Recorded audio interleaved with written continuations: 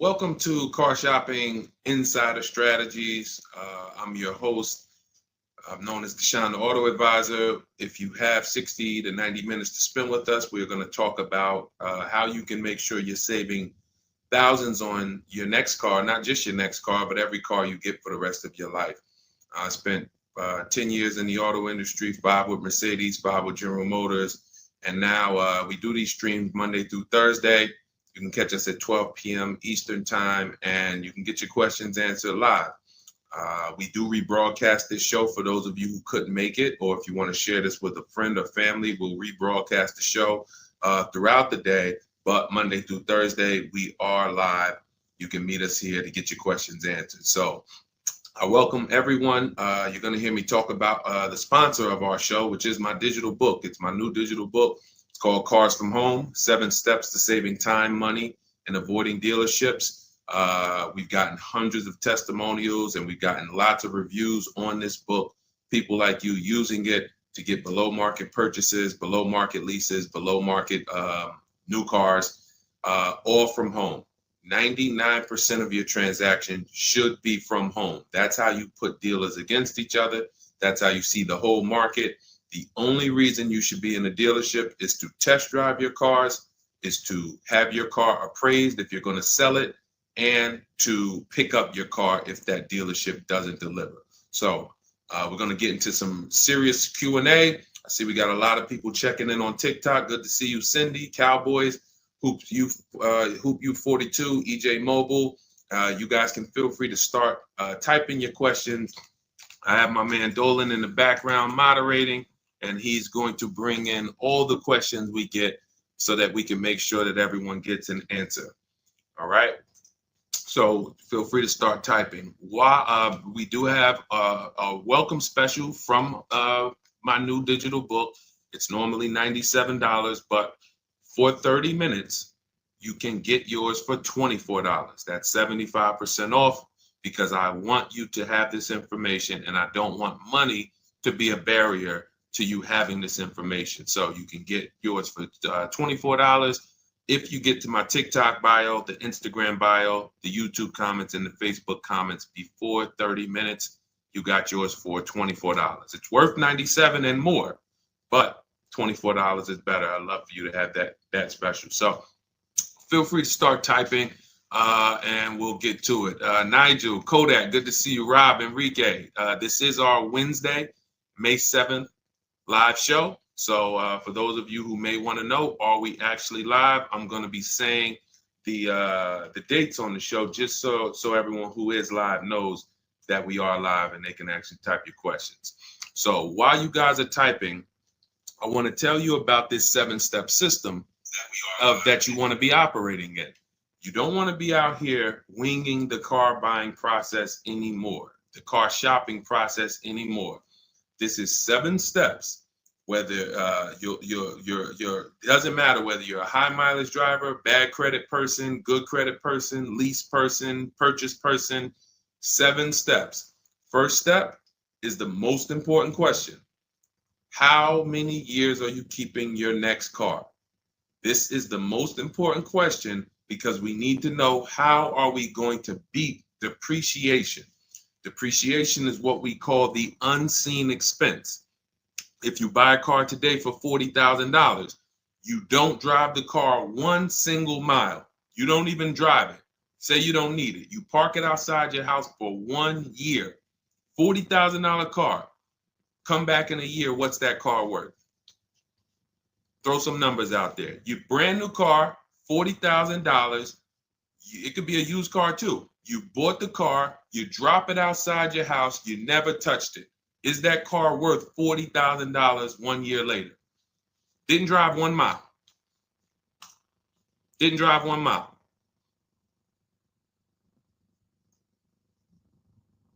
Let's go. Throw some numbers out there. What do you think? What do you think a $40,000 car is worth after 1 year?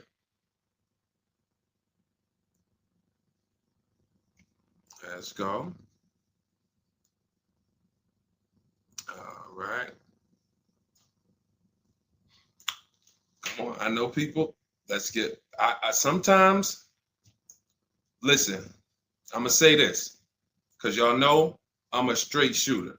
For those of you who are just new here, I have to let you know, most of the people who have a hard time with us getting to the money, literally getting to the money. It's not a matter of the information. The information's proven. We got thousands of people using it. We got thousands of comments. We got hundreds of testimonials. It's the ability to focus. It is the ability to focus. We live in a world where it is very hard for people to focus, and that is where you lose. So I'm letting you know, when you come here to Car Buying Insider Strategies, you have to lock in. If you're going to be here, if not, you're not going to be able to win. You're not going to be able to use what we teach to literally dominate your car buying processes and have total wins, like Milligan, almost $30,000 off an electric car. Like, Just Ralph saving $5,000 off his brand new 2025s. He bought 2 of them. Dealerships dropped the price. The moment they came out, he got them back in December. They dropped the price on both of them over $5,000. Like, these are brand new high demand cars. You're going to see me share a bunch of people that like, whoa, those results look amazing. And these people are telling you they'll never buy a car any other way except the Cars from Home way with bids. But they focused. Whenever they met me on a video, social media video, hopped on a live, you have to focus, okay? And that's how you're going to win here. So let me talk to the focus people. I see you, KSA. I see you, Nisi, on Instagram. All right, I see you, John. We got you on YouTube. Jay, we got your question coming. So that's the depreciation. You buy a car for 40, your car is worth 30 a year later. It's worth 35 a year later. Even if you didn't touch it, you didn't drive it, you just literally parked it outside your house. So that means our cars are losing value daily, whether we drive them or not. So the reason why the most important question is our first question: how many years will we keep this next car? Because we need to determine, are we going to beat depreciation with a short-term lease, 3 years? Or are we going to beat depreciation with long-term ownership? Well, thank you, Will Rosa. Shout out to the people liking the show. If you are a long-term person, that's where we are purchasing. So that's step 1 in the process. Before you think about, Deshaun, what about my old car? I need to trade that. Nope, you're going to see we don't trade, we sell. But before you think about, Deshaun, I want this car. How do I get the best price on that? Before I think about anything, we are thinking about how are we going to beat the unseen expense, depreciation, because that is what most people overlook, and depreciation kills them, and they don't realize how much depreciation has killed them until they come years later to try to replace their car, and they're like, wow, that's all my old car is worth? Who's had that happen? Who understands that every time you have gone to replace your old car, if you replaced it in 3 years, 5 years, 6 years, besides the pandemic, when every single car was worth $7,000 more than what it was really worth, so you could buy anything and you could win. Besides those times, isn't it more likely that you went to replace your car and you're like, whoa, that's all this car is worth? Man, that's all you're giving me? Because the depreciation has really set in, and we have not held the car long enough to have that win. So that's why this is the most important question. Then we move to equity assessment, where we get bids. Then we move to deal structure, where we structure, what does a great deal look like? What does it look like if I lease this vehicle and it's a great deal? Not these bad deals I see on commercials. What does it look like for me to budget and make sure when I go shop, I'm not going over my budget? In fact, I want to shop way below my budget. That's what we do in step 3. Takes us about 10 minutes. Then we move to shopping. This is the fun part. And I want y'all to understand something. Shopping is deciding what you want. It's not buying it. It's not buying it. Shopping is deciding what you want. Okay? And what we tend to do is we mix shopping with buying. When I was in the dealership, I would have people, man, Deshaun, I don't know how I ended up with a car. I just went to Home Depot. I was going to Home Depot. I said, let me stop by the dealership. And now look, I'm leaving with a car. That's mixing shopping with buying. We don't want to do that. And then we move to step 5, which is we're multiple offers. Multiple offers. So you're going to hear as you stay on the stream and as you understand what we do in the Cars from Home process and why people are saving so much money and they're so happy enjoying their process is because of those 2 words, multiple offers. It puts you in control. It puts you in the driver's seat. It makes you feel like you are the prize. You're not begging anymore. Who's been in a dealership feeling like, man, why am I begging these people to take my money? Will anyone be honest? Anybody be honest and say, man, anytime you've been in the dealership, have you ever felt like, why am I begging these guys for me to give them $20,000 of my money? $50,000 of my money. So what we're going to do is when you start getting multiple offers, you're going to see, whoa, this thing flips on its head. Now they're coming to me. Okay, so this is just initial mindset of the difference with the Cars from Home process. Step 6, we go and tie up our paperwork. Again, if you notice, all of this stuff I'm talking about is done from home. The only thing we do in that dealership is test drive, come on home. And you're going to start now enjoying your test drives. So you probably can't even, you've probably been scared to go test drive. Sean, I'm scared to go test drive. I don't want to, because they're sitting you down. Thank you, Paul. Thank you, Paul Sperling, for being honest. I see you on Facebook. That's where you've been nervous. Man, I don't want to go test drive. I'd rather just, but what you're going to start doing now is enjoying the shopping because you're test driving, going to another dealership, test drive this. Sometimes people go with their families and say, hey, family, good news. We're going to go out this weekend. We're going to test drive a bunch of cars and we're going to decide what the right one is for our family. The kids are happy, wife's happy, husband's happy. Yes, let's do it. Get to the first dealership, test driving the car. All right, what do you think, guys? Oh, it's okay, it's all right, it's nice, we like it. Okay, now the kids think we're going to see 3 vehicles. Next thing you know, Dad's sitting down with the salesman. Hey, we got a great sale, today. It's a 1-day sale. That's a lie. Really? Oh man, what does the sale look like? Oh man, and for those of you know, I'm not the public. I'm an insider, so I'm telling you from being in the dealerships. You get what I mean? Like I respect people who never were car salesmen and they're trying to teach you guys how to get the best deals. God bless their hearts. I'm telling you from inside. So next thing you know, the husband's sitting down talking numbers.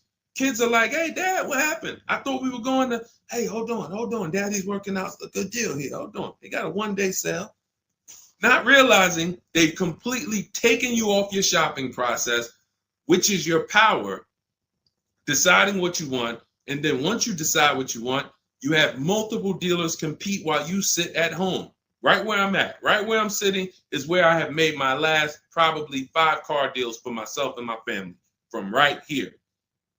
Bids. So now that we open it up, we gave you a little mindset of what Cars from Home is about. We got questions coming in. I see Jay on YouTube. I see Robert on TikTok. For those of you who want to know if we're live, we are live. It's our Wednesday, May 7th episode. We're live every Monday through Thursday at noon. But you might be watching a rebroadcast and you might have someone ask the same question that you're going to ask because we do replay the show throughout the day for those who couldn't catch us live. All right. So Dolan, let's start bringing in these questions. I see we got some coming. And Instagram, you guys type your questions. We're live on Facebook, YouTube, Instagram, and TikTok. All right. What do you think about the Flex Car Leasing Company? Let's see. It's Flex Car Leasing. All right. Let's see if we can find out about Flex Car. Live large, spend small. Sounds like a good quality lease. That's literally, listen, I leased my first car, I was 22. I had other friends buying cars. My payment on my Pontiac G6 was $256. It was a $20,000 car. I never had a problem with it because it was always under warranty and my other friends were out there, buying cars they were paying double what I was paying. And again, if you're keeping your car 8 years or longer, forget about leasing. You should be shopping for a below market purchase. If you're not keeping your cars 8 years or longer, below market leases is how we save all the money keep thousands in our bank account, drive incredible cars. So let's take a look. It says Flex Car is the first and only month-to-month car lease because freedom shouldn't come with a contract. Once you flex, you'll never buy a car again. Now, I like this. We're just judging it by what do we get to drive? Here's how you judge leasing, y'all. What do I get to drive and what do I pay for that? For example, I told you guys my first lease was $20,256 a month. Then I got an Infiniti G25. Our payment was, that was early. That was like 2011. It's like a $35,000 car. I want to say I was like low threes or either high twos. Ridiculous deal on it. Wasn't no more than that because after that I got an Infiniti Q50, $45,000 car. My payment was $325. After that I got another Q50. I had 3 Q50s in a row. My next payment was $345. My last one was $365. That was all of these are $45,000 cars. No money down. I do not put money down on leases, and I teach you how never to put money down when you're shopping. When you know you have a great lease deal, then you can put money down. Let me give you an example. So let's say we shop all our offers. You're going to see dealers all over the place. Once you get multiple offers, you guys are going to see, thank you so much. Shout out to the people sharing on TikTok. Shout out to the sharers. Everyone who shares this broadcast, I appreciate you. Everyone doesn't share, but I appreciate the people who do share. I don't take it for granted. You know, and your friends will be upset if they find out you sent them out. They went out, bought a car, got ripped off, and then you're like, hey, you ever hear that guy, Deshone? No. Oh, yeah, I watch him all the time. Why didn't you share his channel with me? That mess around, you know, the friendship's over. So make sure. So share with your friends. But anyway, so when we consider that leasing is a value play. So leasing is how much car can I drive for X amount of money?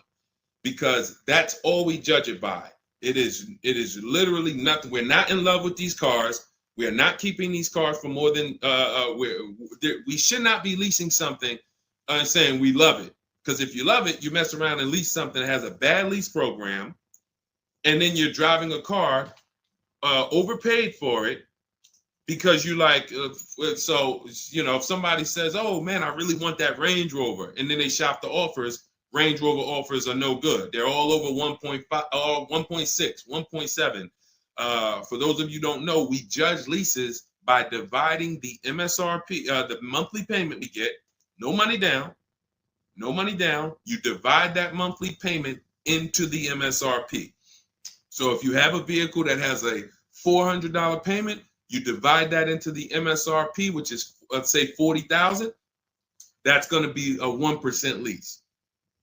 You multiply it by 100. So divide the monthly payment into the MSRP times 100. That tells us a percentage. So once we get that percentage, we can see, is this a 1% lease? Is this a 1.5% lease? Is this a 1.2% lease? Now, you cannot judge a lease until you've gotten multiple offers because you need to find what we call the 20%. What are the 20%? Anybody know what the 20% is?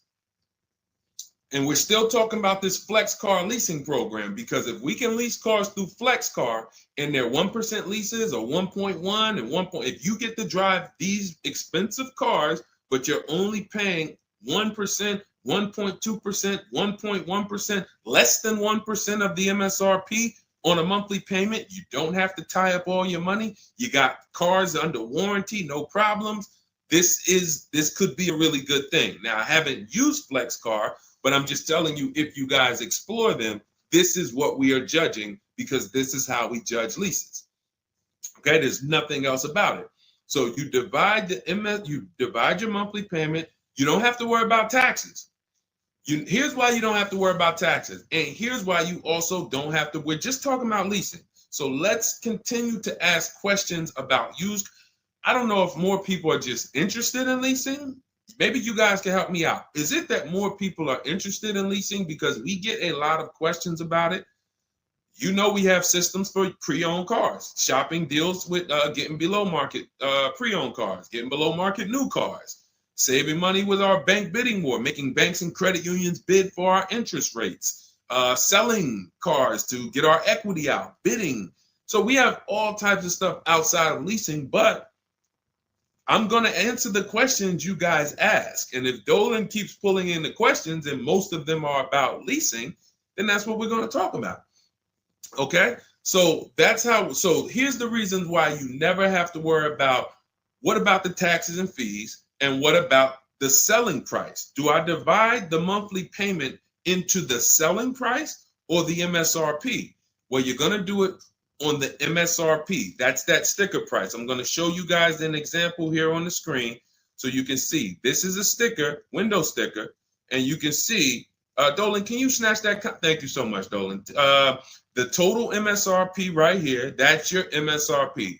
That is what you're dividing your monthly payment into. Now, the MSRP tells us the value of the car in the market. The MSRP tells us the value of the of the car in the market. It does not tell us what they're selling the car to us for and how much they've discounted it. That's reflected in the monthly payment. So you have a $40,000 MSRP. One person, one dealership, an 80% dealer offers us $600 a month for that. Okay, another dealer, 80%, offers us $650 a month for that. No money down. Remember, always shop our lease deals with only first month's payment due at signing. Only first month's payment due at signing. You don't do anything else but first month's payment due at signing. And you tell dealers how you want your lease deals presented to you. You do not let them work you up a random lease deal. Okay, so you get your first month payment and you say, okay, one dealer says $650, $40,000 car. This is an average car. $600. Another dealer says $550. But then here comes this 20% dealer, $425. So now you're looking and saying, whoa, the percentage for the higher dealers is 1.4, 1.45, 1.6, but this lowest dealer is 1.2, 1.1. What's going on here? Same exact car. This is the 20%. You've identified the 20%. They've identified themselves, and the lower sales price that they're giving you is reflected in the monthly payment. So so the monthly payment is where we can see the discounts, not the MSRP. So we divide that monthly payment into the MSRP, gives us that percentage, and we can see those with the lowest offers, lowest percentages have made us the best deal. And we always make sure we tell them, put your taxes and fees into the payment. Okay, now I have templates for this. So everything we do is by email. If you guys want to take this and use it, you want to try calling around, just remember this stuff. For those of you who do not want to remember it, you're like, Deshone, give me the blueprint, give me the step-by-step. We have everything in my digital book, Cars from Home, 7 Steps to Saving Time, Money, and Avoiding Dealership. I wrote the templates out. You just fill them in, blast them out. We show you something we call the 25-to-5 strategy, where you connect with 25 dealers in 20 minutes, and your goal will be to get 5 offers. So as our welcome offer, you can get your copy for 75% off, normally $97. But if you head to my TikTok bio, you won't leave the show, Instagram bio, YouTube comments, or the Facebook comments, you can get yours for $24, which is going to be 75% off. It's a digital book. You'll have it by the end of the stream. Okay? But this is very important. When we're judging lease deals, whether it's through FlexPay, whether it's through an individual dealership, it does not matter. We are judging them based on value. And the lower percentage I'm paying to drive X amount of car, the better value that we're getting. Okay? That makes sense? Type dollar signs if that makes sense. If anybody needs me to go deeper on that, we can certainly go deeper. Okay? I just had to, there's somebody named Pop. We blocked him on TikTok. He said, talk too much drama to drive a car. He never say that with a house. And if he would, he's totally ignorant. And here's the thing. We have been taught by the auto industry, a multi-billion-dollar industry, that we know as the public takes advantage of people and rips them off. As an industry, not every dealer, but as an industry, they take advantage. They do not get sued. We have people who are driving the same cars, paying $200 more, same exact car. No one is getting lawsuits. You're ripping us off because you've taught us that we should be able to come into the dealership, make a $30,000 transaction on the low side. The average car price is probably 40, 45 grand. They've taught us that they've taught us we should be able to make that decision in 1 hour with no real competition and no real information. So when we talk about strategy and the way we save money, when you look at somebody like a Marie, hey, just wanted to reach out and say thank you. I love these emails, by the way.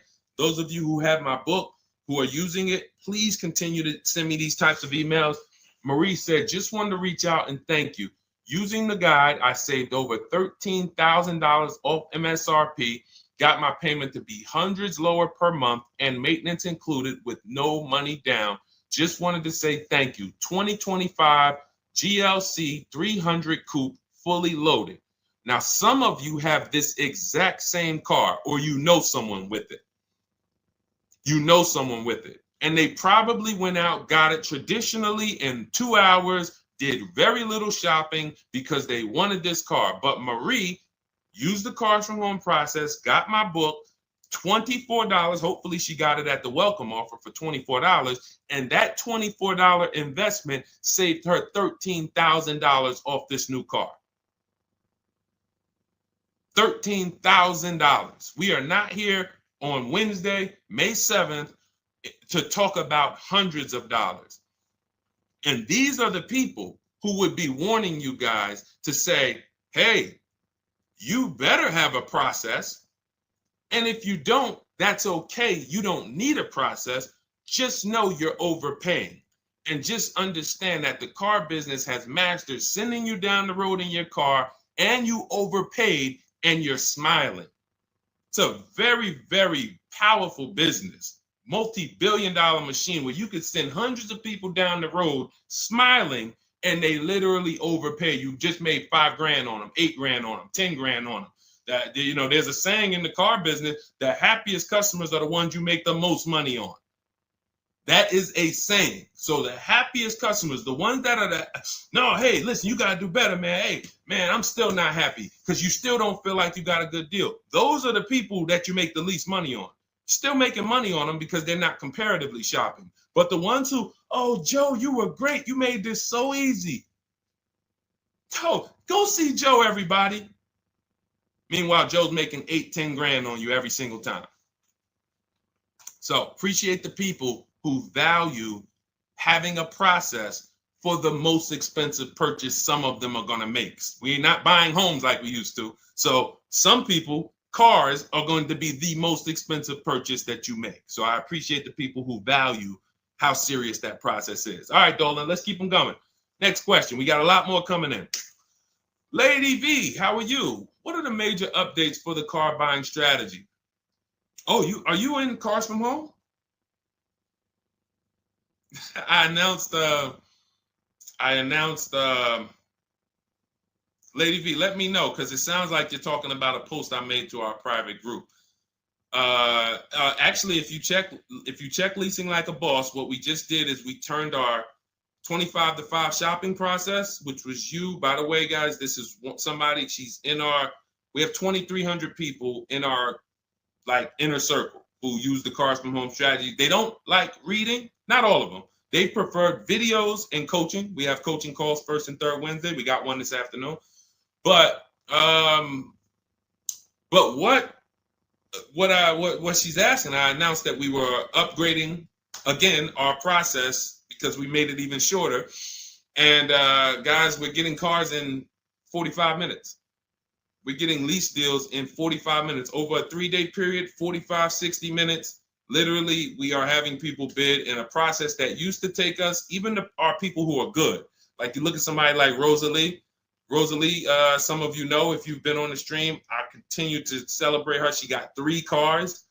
At once, she had to get 3 cars for her sons. A Nissan Rogue, $36,000, $399 a month, sign and drive. CX-30, $28,000, $339 sign and drive. That's a 1.2% lease. And then Mazda CX-50, $40,000 vehicle, $420. 1% leases, and then one, just killing it. Probably. And then she got $6,700 selling her old leases. She sold 2 leases because in step 2 of our process, we teach you how to sell not just your cars that you own or that you finance. Who didn't know you could sell a lease? Type me. Let me ask this too. Who didn't know you could sell a car that you did not have the title for? It's not paid off yet. Let's ask both. Who didn't know both of those? Because I've seen people in my career that say, listen, Deshone, as soon as I make my last payment, I'm coming to get that. As soon as I get the title. And I'm like, where did you think that you had to wait for the title paid off to? So who didn't know that? So literally, I see you, Nina. Thanks for being honest. Appreciate you. All right. Thank you, yours truly. I appreciate the people who are always willing to be honest, because you're the ones who are going to really, if you can't get the bad news, you are literally not going to be able to get to the good news. Like, you got to realize the people who they have a very tough time is they just think, Deshone, I know way more than you. Even though you've been in this thing since 2006, you got all this experience, you done worked for this, been a finance manager, had your own brokerage. Deshone, I still think that I know this more than you. Very tough time helping them. But other people, you guys can win very simply. So when we look, she's asking, we were getting these cars in roughly an hour and a half, 2 hours from home. Now I'm doing it in about 60 minutes, but I created a quicker process, cut some things out, and we just are uploading new things to our membership page that are going to have people literally popping in over a 3-day period. Morning, 10 minutes, afternoon, 10 minutes, evening, 10 minutes. You do that by your second day, you're going to have 5, 6 offers, 7 offers, and be ready to close the deal. Like that quick. That quick. I'm always about quicker. Deshone, y'all getting cars in an hour and a half from home. Yeah, but can we do it quicker? So that's what we got. So check Leasing Like a Boss, and you'll see some of the new videos already in there. And thank you, Daniel. He said it's worth the price. And it's in the book. So very important to understand. Everything we're talking about, guys, you can get it for $24 if you get to the book before the 30-minute welcome offer expires. This is the same system. Some people just like videos and coaching in our community, 1,600 people in it. They want to be in that. Like, let's do this together. Let me ask more questions. We can't answer questions for people who have the book. Unless you pop on a live and you catch me here. So thanks, Lady V. But yes, check out the membership page and you'll see all of the new videos in day 5 for the 25 to 5 strategy. It just got quicker. All right, go ahead, Dolan. Pull the next one up. All right. And every time y'all hear something that you like, can you continue to run up these likes on TikTok? Appreciate it. I see we're about 300 now. But if y'all can continue to run those likes up, it means a lot. It lets TikTok know, hey, they're talking some serious stuff over here. Let's bring some more people over here so more people can benefit. My man Paul Sperling on Facebook. How are you? Are there dealerships that won't allow you to lease unless you use their financing and not use your own credit union? This is a great question. Wanted to know if it was true because Genesis Salesman told me that. Great question. So Paul, with a lease, we must use the dealer's bank or the manufacturer's bank. It's not like a finance where we can go and we can get our own financing. We can shop around for our own financing. And the reason we're doing that is to make sure that they're not overcharging us for the financing. So we have a process we call the bank bidding war, where we strategically let tons of banks and credit unions shop our credit without it lowering our credit score with all these inquiries. And we do it within a window, and it allows it to only show, it only affects our score as one hard inquiry. So these are the steps we take to make sure we are not overpaying. Thank you, y'all. Yali 288, #1 gifted badge. Appreciate you. But on a lease, it's different. We must go through the dealer's bank. Now, here's what could happen. With a lease, there's something called a money factor, which is an interest rate. That's an interest rate on a lease. It's called a money factor. Now, dealerships, if they know you are not shopping, and some, the 80%, even if they know you're shopping, they're going to mark up the money factor. So they're going to create and quote you with a higher money factor. This is why going in and asking for the invoice does not matter. You don't know what the hidden money is. What are the rebates? What is the incentives? What is the money factor? You don't know. Did you mark it up? Did you not? Can't see it. It is totally undisclosed. There's no way for you to see it. So how do we make sure this doesn't happen? Multiple offers. Because when we know you're shopping now, and again, you're going to see as you guys get multiple offers, sometimes it's not going to matter. You're still going to see offers that are extremely high. And you're like, these guys are still quoting us high, even though they know we're shopping. Correct. Because this is what they sell their cars for. And they will sell this car to someone else for the higher price who does not have strategies before they discount it to sell it to you. They would much rather say, Mr. Customer, that's my best deal. I'm sorry if it's not in your budget, but that is my best deal. They're not lying because they're going to sell that car to someone else who does not have strategy, who will gladly pay it. But once you begin to shop around, you're going to see, like I have a market report up. Can you snatch that question down for 1 second, Dolan? There's a market report up here on the screen for an Infiniti QX60 Lux. It's a $61,000 vehicle. Now we can see so far, and this was literally when we got 4 offers. Now what you're going to be getting is at least 5 to 7, and then you make your decision. Only vehicles that are very scarce, you're going to see less than 4 offers, or less than 5 offers. And then at which point, we usually make a decision on, do we want this vehicle or do we want to hold off and maybe check back next month, because we need competition. But in most cases, you're going to see plenty of offers come through, 5 offers, 7 offers. This is how most market reports look that we prepare. We prepare these for people, and this is what we teach you to do for yourself. So as you can see, $61,000 vehicle. One deal is at $873. Sign and drive, no money down. One dealer is at $889. But then we have 2 dealers that have come in at $680 and $685. $200 apart. So now there are people in these other dealers that are at $800, almost $900 a month, negotiating. Come on, man, can you get me down under 8? You see how that's a losing battle? They're at $889, right? They know we're shopping, because when we shop, you always want to let dealers know. I'm speaking to a couple dealers. You catch more flies with honey than with what is the saying? Vinegar. So be nice, be friendly. All the scripts we have, you use our scripts. We have thousands of people using our scripts from our book and from our Shop with Deshone coaching program. And they're nice. They're friendly. They're not like aggressive. They're firm. But when you're talking to dealers, just be, hey, I'm shopping around. Hey, and you're still going to see, that's my best price, $800. That's how you know. Don't get emotional. This is the 80% Deshone told us about.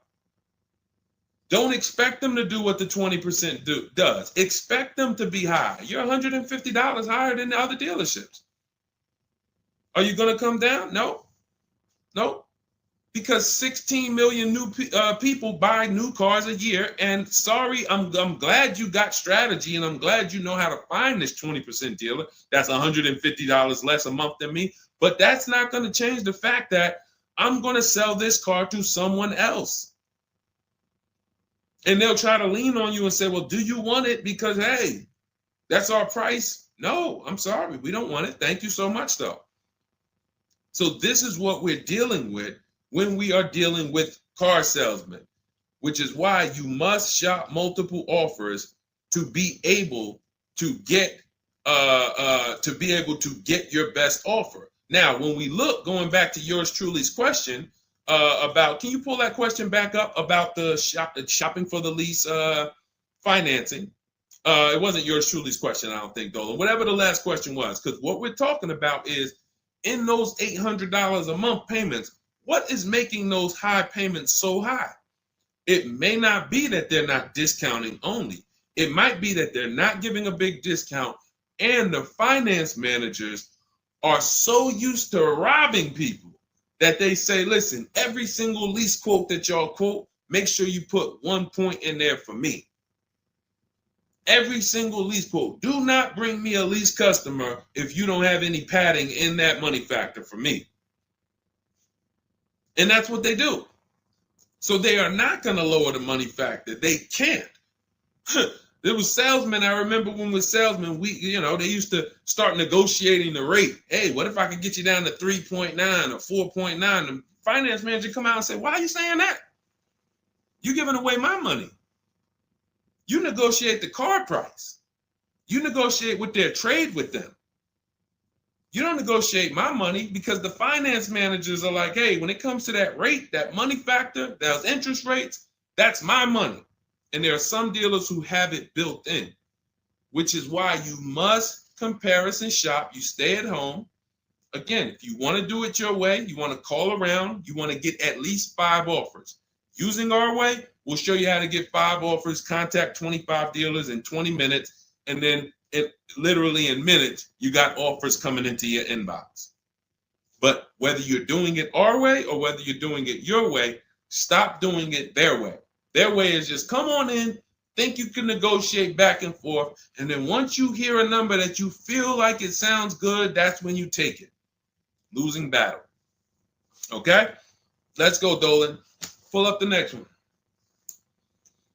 All right, I see we got a lot of questions. We got Nina. For those of you who don't know, we are absolutely live. This is our Wednesday, May 7th live. We're live every Monday through Thursday at 12 noon, so you can meet us here. If you couldn't catch the whole stream, we will rebroadcast this show throughout the day, so you can have your friends, family watch it, or you can catch up on some of the things you missed. We'll replay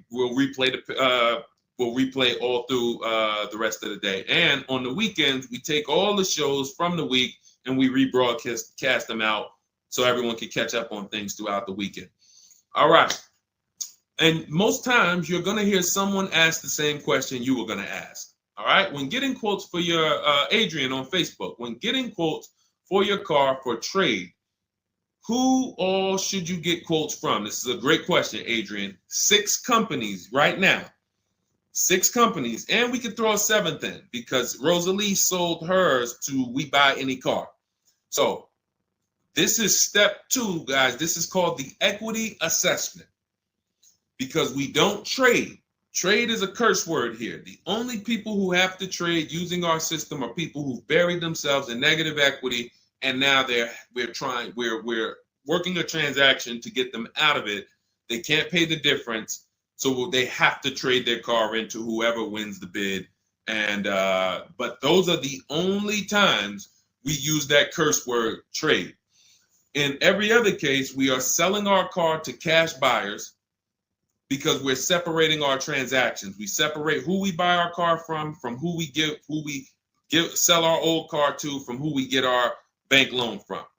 Some of you, and be honest, have you given the dealership your trade-in, got a loan from them, and got a car from them? All 3 in 1. Have you done that?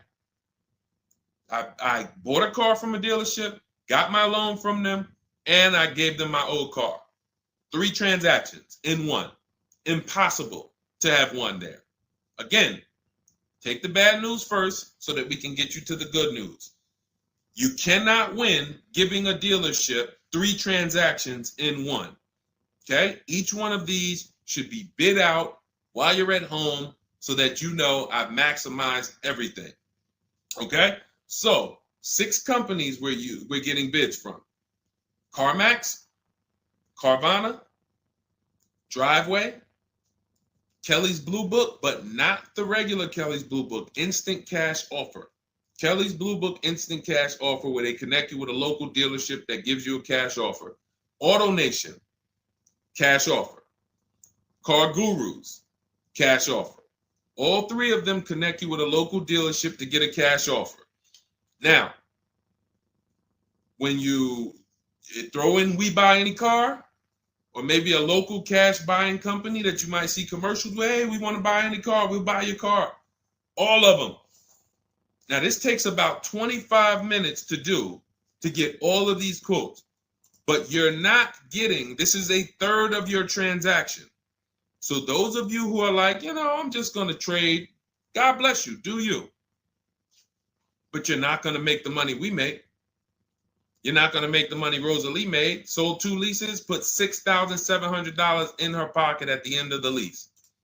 And what many of you, do I still have Melissa's See, Melissa, many of you who are going to learn that you have not been a long-term person and you have been buying your cars, you're going to get your bids, and then you're going to put a ton of money in your bank account because you're going to lease with no money down. And once you lease with no money down, I don't think I have it up. I think it was from last year. And because we're just showing all 2025s and 20. Yeah, that's all we're showing right now is, recent people, But some of these, Dolan, I'm going to go back and grab because some of them were unique in that when you see you've been somebody who's been taking loans out and you're like, Deshone, every time I buy a car, I take loans out 5-6 years. I go trade the car in after like 4 years, or maybe I pay them off and then I go and trade them in. And I always end up really not getting nothing. I got high payments every time. And then whatever my old car is worth, I use it for a down payment for the new car. I don't really see where that money goes. So this is a repetitive cycle. What you're going to do is actually get your cash bids, realize, all right, I've been breaking the 8-year rule. The 8-year rule says if you're not buying your next car to keep at least 8 years, you should be getting a below market lease. That's what you should be shopping for. That's going to save you thousands upon thousands of dollars more, and you're going to drive better vehicles.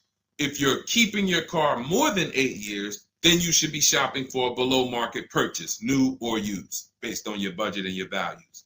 So the 8-year rule. So you say, man, I've been breaking this 8-year rule. I'm not keeping these cars 8 years. Let me go and shop for my below market lease next time. So my normal car that I would normally trade in, not really see where that money's going. Now I'm going to bid that out to CarMax, Driveway, Carvana, Kelly's Blue Book Instant Cash Offer, Driveway, Car Gurus, and We Buy Any Car. I'm going to see the highest bidder. The highest bidder might be like, because Melissa, I think she made like $14,000. She had like a 5-year-old car that she would normally trade, but it was paid off. And she's like, all right, I'm not going to go and use this as a trade and buy something else. She gets like, you're going to have like 12 grand equity, 15 grand equity. Beautiful. And what's going to happen is when you shop for your below market lease, you're shopping with only first month's payment due at signing. So you find your lease, you've already been paying super high payments because you've been purchasing. Now you're like, whoa, I could drive this new car and it's $200 less than what I've been paying. I don't got to put no money down on this thing.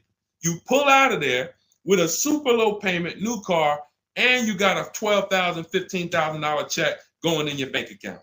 Got my car, and now I can see where my equity is going. It ain't going to you, dealership.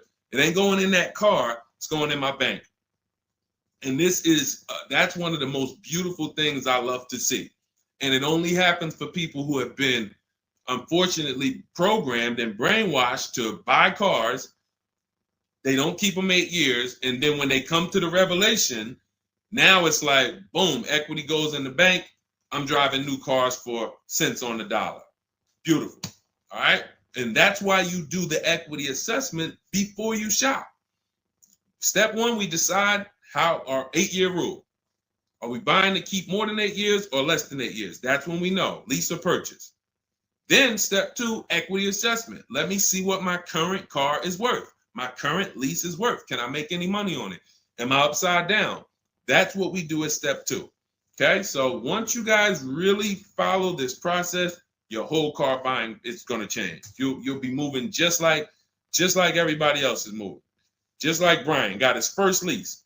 First lease using our system. He said, just finalized my first ever lease using your system. 2025 HRV Sport, all-wheel drive, $30,500 MSRP for $395 a month.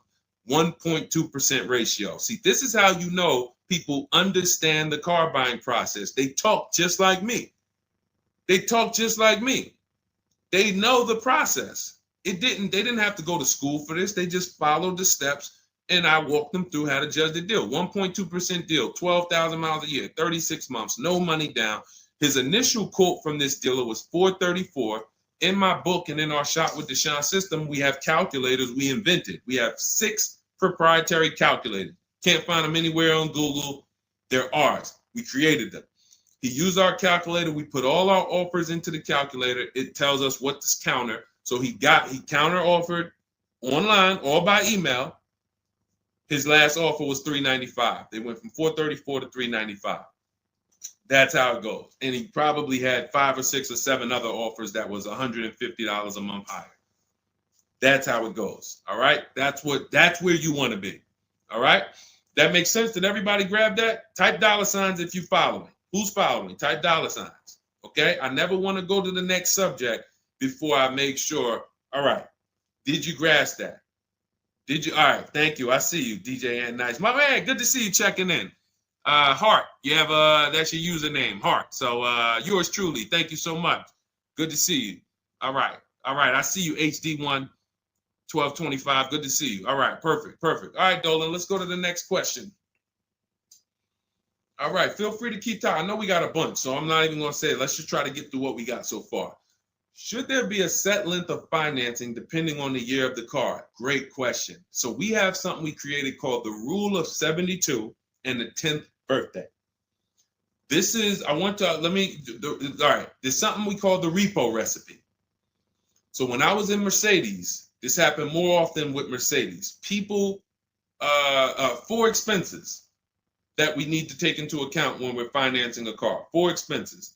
The cost to acquire the car, and most people are taking a loan. So it's the cost to acquire. Then you have the cost to repair it. Well, let's say this. You got your insurance. You have your maintenance. And on some cars, maintenance does become serious. On a Mercedes, your oil change is $200. Your brake fluid change and your service B is $400 to $500. So there are cars that we have to take into account the maintenance being serious. Then we have gas. So even if you have a car that maintenance is low, you still have gas. So let's just wrap those 2 together. And the 4th expense is what really, really hurts people when they have something that breaks. And when we have something that breaks, what we typically don't want is a car payment. We don't want all of those expenses on top of things breaking. So what we really want to do, and this is a measure of when you're buying too much car for your real budget.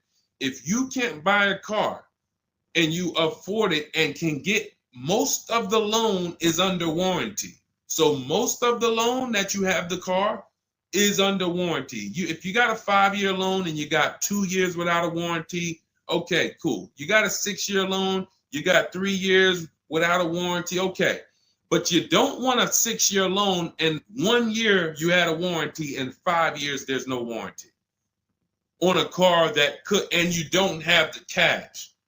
These are things that we call the repo recipe, because when something breaks and you have a car payment and your insurance payment and they're telling you, wait, you need the maintenance, you just wait, I just put brakes and tires on this thing.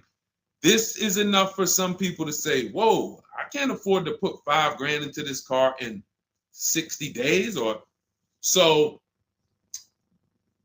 how do we prevent this?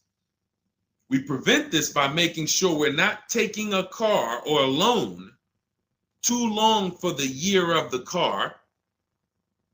And the longest loan we want to take is 72 months. And so the reason why it's called the rule of 72 and the 10th birthday is because when you add up the year of the car and the number of years old the car is, I'm sorry, when you add up the year of the car and the year of the loan, the number of years on the loan, it should not pass 10. So if you're getting a 4-year-old car, you can take a 6-year loan. If you're getting a 3-year-old car, you can take a 6-year loan. That's 9. If you're getting a 5-year-old car, you should take a 5-year loan max. If you're getting a 6-year-old car, you should take a 4-year loan max. Now, why is this a test of affordability? Because some of you are saying, whoa, but I can't get the car that I really want at that number. Then that means you can't afford the car that you really want. Again, it doesn't mean you can't break that rule, but it does mean that you're going to have a loan on a car that's older than 10 years. This is risky. So it's nothing wrong. The reason we create these boundaries, so at least when you cross them, you know you're crossing them. So if something happens, you're not surprised. You're not like, whoa, how did this happen? Well, I took a little risk. I took 1 year longer. Then, the car's 11 years old. I still got a loan on it. Stuff goes wrong. I'm out there. I got more exposure. But if we use that as a gauge of affordability and say, you know what, if I can't afford a 6-year loan on this car, then I can't afford the car. If they're telling me I got to take 7 years, that's why we cap both. We cap the number of years you should take at 72, absolute longest. And some of you know we default to a 5-year loan when we're shopping. This will also help you because you'll look and say, 5-year loan, every $5,000 is about $100 per month. So as you're shopping and you're looking at cars, you should be saying to yourself, all right, $20,000, that's about a $400 payment. All right. And that's if I put no money down. You got your taxes and fees. Maybe I'll take care of the taxes and fees, but that $20,000 car is going to cost me about $400 a month, 5 years. $80,000 car, you're looking at, divide that by 5,000. That's $1,600 a month for 5 years. Doesn't matter how high you go. But when you don't have these rules and you go in, here's what tends to happen. You look at cars that are way more expensive than you could afford, and you say, hey, can you get me to this payment? And a salesman, are they ever going to say, no? They're going to say, oh, let me see what I can do. Next thing you know, they come out and say, hey, good news, I got you to $1,000 a month. Hey, good news, I got you to this. Way below what our rules are. Way below than the $5,000 every 100. So you got to say, how did they get me to way below the every 5,000 is 100? How many years is the loan, sir? Oh, well, listen, what's more important to you, the payment or the number of years? Well, both are important to me. How many years is the loan? Well, right now, this is an 84-month loan. This is a 96-month loan. Wait, so 7, 8 years? 8 years, 9 years? You're talking like, yeah, well, and that's how you get jammed up. So if you keep these boundaries in place, longest loan I'm going to take 6 years, 72 months. When I'm shopping for a car, if I'm purchasing it, not leasing, I am looking and saying every $20,000, every $5,000 I'm going to borrow, it's going to cost me about $100 per month. If you do these things, look at the car. What's the year of the car? 5 years old? All right. Max I want to do on that car is a 5-year loan. Oh, it's only 3 years old? All right, I can stretch to a 6-year loan if necessary. You keep these boundaries, you will be safe. You stay far away from the repo recipe. When things tend to go wrong at that 9, 10 year, 11 year mark, you got to put some money into the car. Car is paid off. You don't have to worry. Okay? High dollar signs if you guys followed that. We can move on to the next question. Everybody clear on that? Colin Moore, welcome to the community. New follower. We are live. It is our Wednesday, May 7th episode. You may be watching us live at noon, or you might be watching a rebroadcast. We rebroadcast the show throughout the day until our next show tomorrow, which is at noon. Monday through Thursday, we're live at noon. You can please tell your friends who are shopping for cars, meet us here.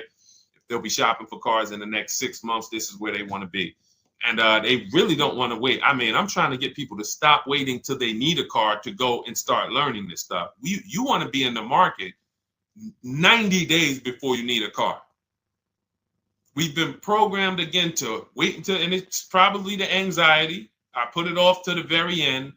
We've just been programmed to wait until the very end, and then we go in and now we have desperate vibes. We're like, oh, I got to take anything I can get.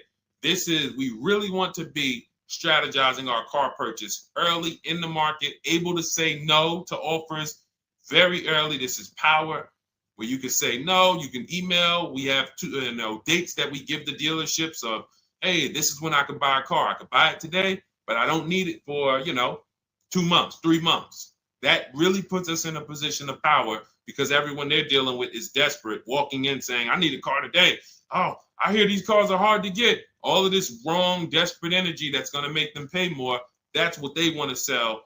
We come with, no, we can make a deal today, but we don't have to make a deal today. And when we come like that, it really positions us to, next month, the car salesman will be like, man, I ain't sold a car in 4 days. Oh man, let me call Kevin Gilder. Hey, Mr. Gilder, are you still in the market?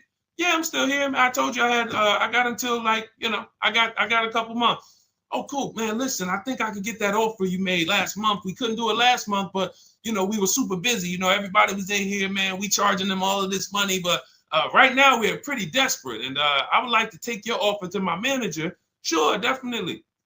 That's obviously not what they say, but that's what they're thinking. So you want to be positioned for that. If you shop every single time in an emergency, you're not going to be able to be positioned for that. Okay? We don't want to be in the habit of emergency shopping. Not here. Once you have this way, you'll be like, oh, man, I could get in the market early. All right. Go ahead, Dolan.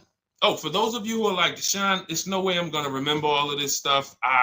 Can you give me the whole blueprint? Write it out step by step. That's my new digital book, Cars from Home, 7 Steps to Saving Time, Money, and Avoiding Dealerships.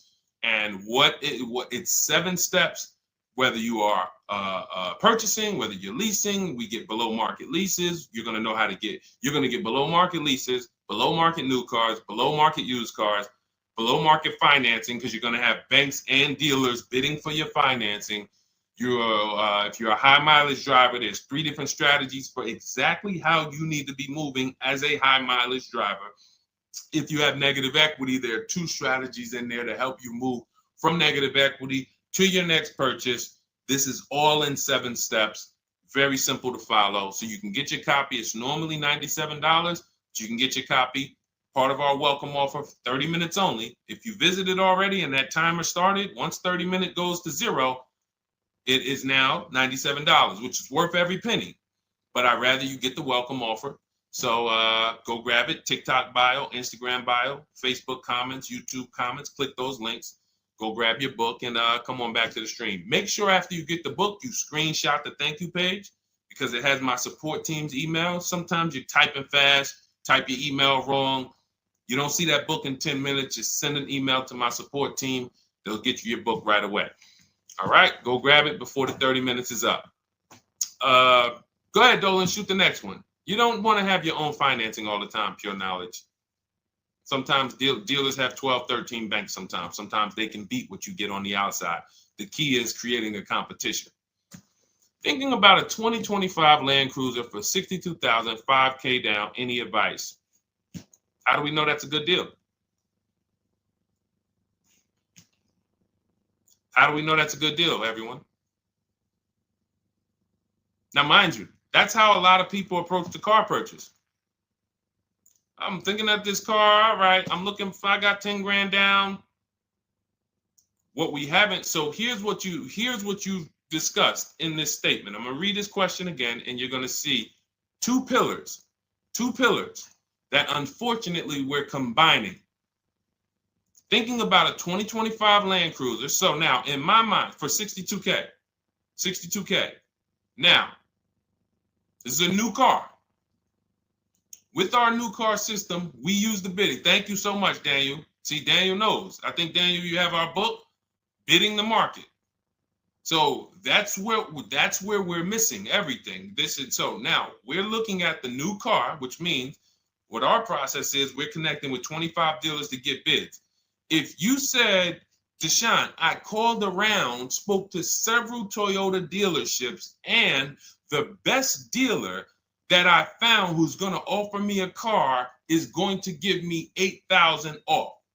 But I got 5 offers. I got 7 offers. Some people said they're not going to do any discount. Some people had $3,000 in fake fees and dealer adjustments. Some people had protection plans and they took off a little money, took off $5,000, but they had all of these fake fees. So it's really not even like they took off $5,000. But one dealer didn't have the fake fees and he discounted $8,000. Boom. That's a bid. You did it manually. Didn't do it our way. That's just fine. But that is allowing you to have the peace of mind that I'm getting a great price on the Toyota Land Cruiser. Separately now, we're moving to our financing because you said $5,000 down. Therefore, you're getting a loan. So we would now have banks and credit unions bid to now submit offers to you within a 24-hour period. You have all these banks, credit unions online bid for the loan, get the best interest rate. We give the dealer a chance to see can they beat it.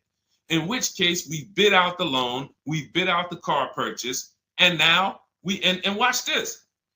I'm home doing that before you even get home from your dealership. One visit, you're in the dealership 3 hours. I'm popping into my email minutes at a time, 15 minutes. I'm hopping on. I'm getting banks to bid in an hour. Everyone's bidding. Boom, boom. I'm getting dealerships to bid. You're still at the dealership. You're just meeting the salesman. You're still wondering, do they have a black one? Hey, he said he had a black one. He was going to pull it up. All right. He comes back with silver. Oh, you don't have black? Oh, no. Well, listen, somebody's trying to dig it up in the back. We're going to see. Why don't you drive this one and then maybe we'll see. Okay, listen, I'm here. Cars from Home people, we here moving. We already gotten offers coming in. You still waiting for a test drive. This is how we move. So not only is our process and the way we shop the key to getting all these offers, like again, you look at somebody like this was crazy. Val Boss lady, $51,000 vehicle, zero maintenance, zero time. Look, she got a 1.1% lease on that. Let's look at where's Sean? My man Sean, because Sean was actually one of the $72,000 vehicle. He saved with the rebate and with the dealer discount. He saved $21,000 off of it. $21,000 off of it. He's sitting here chilling at home. Dealers, I'll take off $3,000. I'll take off $5,000. I'll take off $10,000. Oh, I'll take off $20,000. Whoa. So it's not only is it the money that we save, it's an easier, more fun process. So that's what you need to do. Like, step out of that old way. Understand that I need to get multiple offers for the Toyota, and I need to get multiple offers for my financing, and I do that right here from home, where nobody can come into my house and say, hey, get into the dealer here. What are you doing there trying to shop from home? We see you. You're not going to break our programming on you. You better get up right now and walk into this dealership so we can charge you more. Who's going to do that? While you in your living room, while you at work? Dealers bidding while you're at work. Never been to a dealership. It's freedom. Multiple offers. Yes, Lady V. That's my 2 favorite words. I swear, if I didn't wear unlearn, relearn, I'd be walking around with a shirt that said multiple offers. All right, let's go, Dolan. Shoot the next one up. We got time for a few more. Let's go. A few more questions.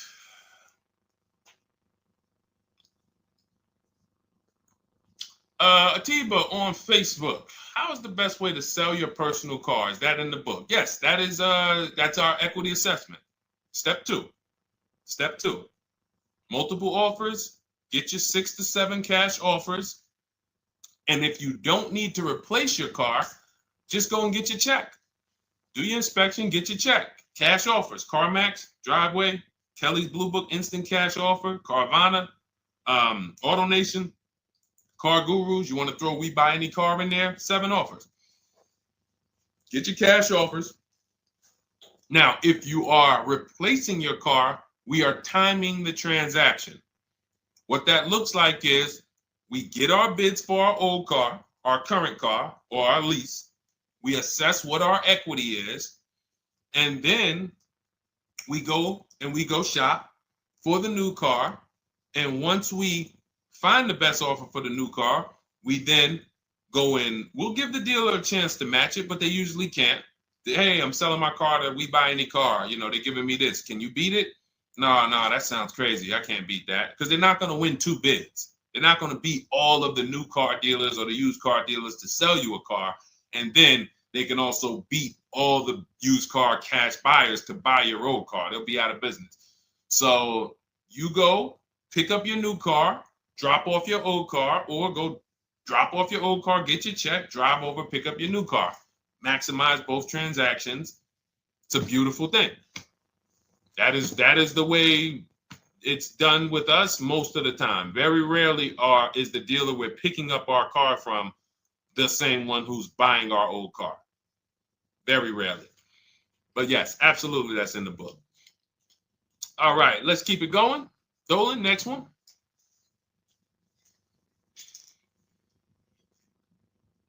Daniel Thompson. Deshone, I've been keeping an eye on a used vehicle that has been sitting on the lot for over 60 days. What is a good amount to ask off the sales price without teeing off the dealership? Thanks for your time. So if you've been watching the vehicle, and this is the benefit of being in the market early, used car markets change, used car trends change. You can see prices going up, you can see prices going down, you can save inventory that you've been looking at. You know, I show you in our multiple marketplace strategy how to save the cars that you're looking at, create these save listings. Every new car that pops up, you get an alert for it. This is why when you know the market, like Daniel knows the market for this car, if he has on alerts, every new car that pops up, he knows about it first, and he can actually jump on that car quicker than anyone else, because other people will hesitate because they don't know the market. So they'll say, hey, what about this car? Oh, they just listed it today. It might not be a good deal. Well, Daniel will know if it's a good deal because he's been watching the market to know, yes, that's a good deal. No, it's not a good deal, because the really great deals where dealers say, hey, we're just going to move this car. We want it gone in 24, 48 hours. Those are not going to last. So literally, once they list them, you want to be able to say, oh, I saw that first and I know the market. Hey, you call. Oh, just got a cramp.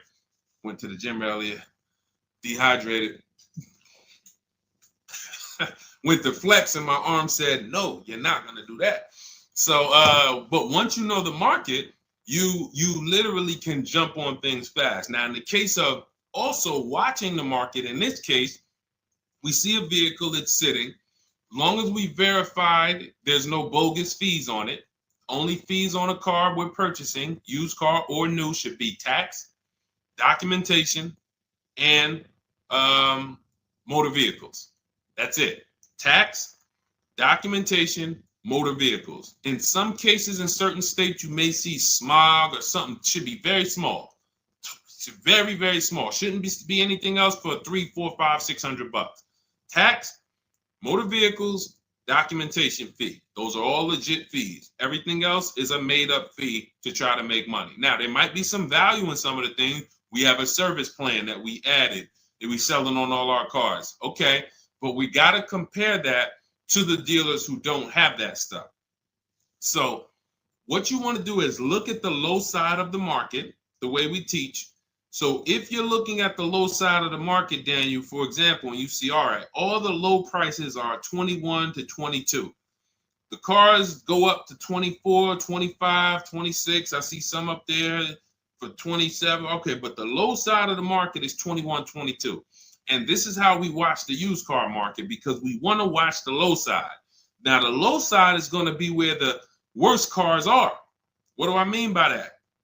frame damage, salvage title. If you don't see a couple cars and you pull a Carfax and it says salvage or it says frame damage or it says 2 accident, you're not looking at the low side of the market. You're looking at the regular retail market, the regular middle of the market, the average prices. Because if you're shopping the low side and you're like, okay, between 21 and 22 is where the lower prices are, you're going to see some, oh man, look at these pictures. Now, car's all scratched up. Oh man, okay, man, this thing had 2 accidents. Oh man, this thing's salvaged. But then you pops up and you see one for 22. You pull a Carfax. Carfax looks good. Maintenance looks good. Boom. Oh, now you know. So Daniel, if you know the low side of the market, now you're trying to see maybe this car has been there. It's $2,000 more than the low side of the market, but maybe they're getting desperate. So you make an offer that's right where the low side of the market is. So let's say the low side of the market is 21, 22. This car is listed for 24, but you know this thing been there for 2 months. You make an offer of 21. They might say, hey, listen, no way we can do that. Most we can do is 22. In which case, you won. That's why you want to know where the low side of the market is. Because if they accept the offer and then your offer was too high, then you regret it. So if it's 24, it's been sitting there, you offer them 23, 22.5, they say, yes, we'll take it. Then it's like, man, was that the low side of the market? No, the low side of the market was 21 to 22. So let me offer 21, see if they'll bite. And if I land at 22, then I'm happy anyway. If I offer 21 and they say, look, no way we could do that. We could do 22.5. That's the lowest. We can blow this car out, and you won anyway. This is why knowing the market, this is all we teach. Whether you're in Shop with Deshone or a video checklist, or whether and watch this. The thing about our process is every time you use it, it gets quicker. So the longest it's ever going to take you to get a car using Cars from Home is the first deal. Second time you coming through and you're like, okay, I know what to do now. I know where to go now. Yeah, I remember this from my last time. I remember this. That's why Rosalie got her QX60 last year.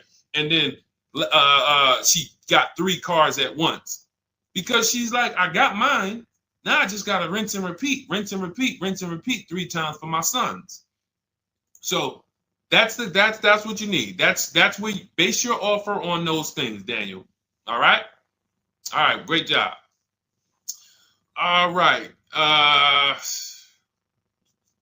right, it's go ahead, Dolan threw up one more. All right, I'm trying to see. I'm looking at time and I'm like, all right, let's go. All right. Is it true that finance bank will require a certain amount down to get you approved? Absolutely not. Absolutely not. You can do no money down financing. Here's what's happening if anyone's requiring money down for finance. It could be based on your credit, but more often than that, it's based on how much you're trying to borrow relative to the price of the car. So let's say a car is $25,000. Now, this is how the ability to shop affects your deal in the long run. Because if you overpay, the bank is not going to tell you. It's not their job to say, yo, you're overpaying for this car. But here's what happens. Let's say a car that is a good deal would come in around $25,000. Good deal, good value. Now, you don't know what you're doing. You go in, you pay, you get a car, you're like, okay, man, I'm looking at this car, man, it's about $28,000. It's about $28,000. I love it. It's a nice car. Now, you're not looking at the market to see what the low side of the market is. You go in, and you could do this with a new car too. Tons of people did this during the pandemic. Went in, paid over sticker, 5-10 grand. Normally, the bank would not have approved those, but the banks were in cahoots with the dealerships because there's something called a loan to value ratio, which is why the banks are getting hurt right now because they approved deals on cars that they knew were worth 35, but they were approving loans for 50. Because dealers decided we want to sell this $35,000 car for $42,000. So once our client needs the loan with everything, and they might have a little negative equity, we need y'all to loan them $50,000 on a $35,000 car, and the banks did it, which is why they're falling apart right now, and they're going to continue to collapse. So when you look and say, whoa, if that's the case, how does the bank protect themselves? It should be loan to value ratios, which means this car that you're telling us you bought it for 28, your taxes and everything are, let's say they slapped on some fake fees on you and you're up there like, all right, man, I thought the car was 28. But when it's all said and done, I paid like 34 for it. Now you leave with that car for 34. The bank looks and says, well, you're trying to get it for 34. The bank looks and says, whoa, the book value on this car is only 23. So actual cash value might be, we could lend, the actual cash value is like 23. We could lend 25. I could see if somebody bought it for 25. We could lend that because they'll usually give you 20% above what the actual car's value is. So we'll lend on the $25,000 car, we'll lend you $32,000. You're asking for 34. That means you've overpaid by so much, the bank can't approve it unless you get them to the loan to value ratios where they're comfortable. So they're going to say, you got to put down $2,500. You got to get to, you can't borrow no more than $32,000 on this car.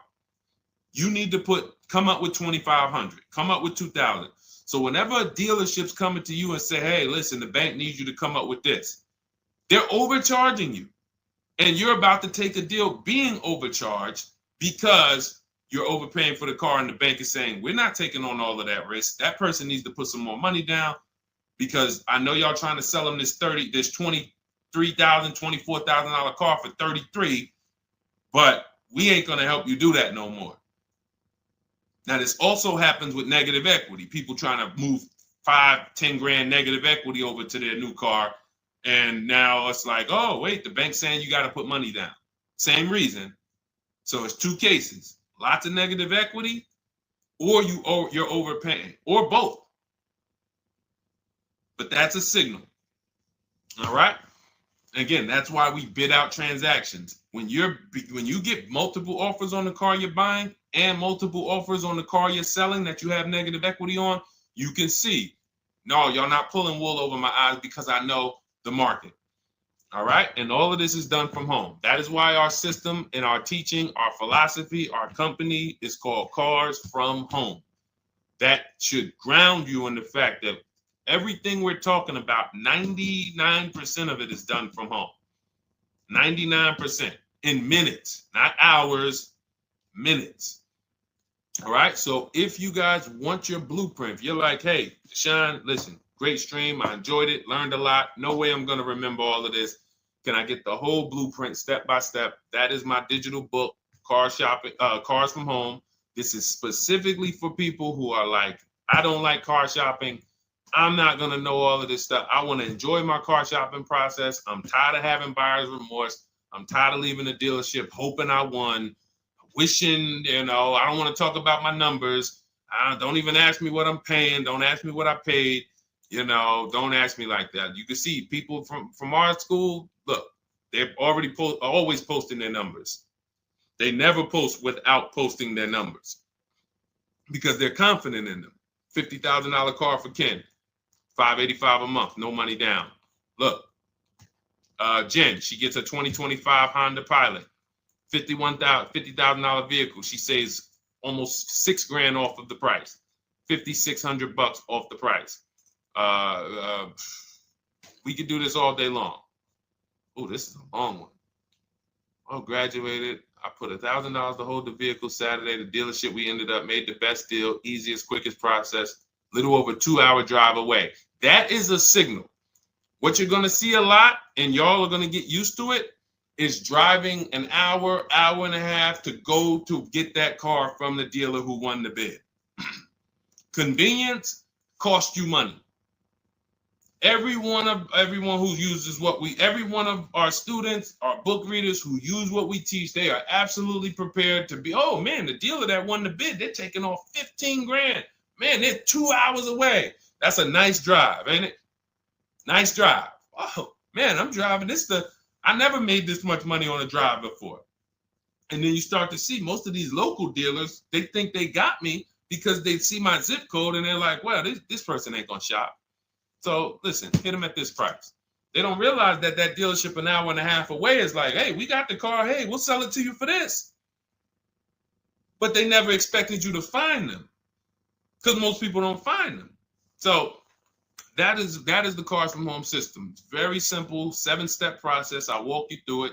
And in my digital book, you'll have all your questions answered because it's a step-by-step process. You literally just do one step, check it off. Next step, check it off. Next step, check it off. By the time you get to step 7, you're setting up your delivery of your car or you're going to pick it up. All right. But it's normally $97.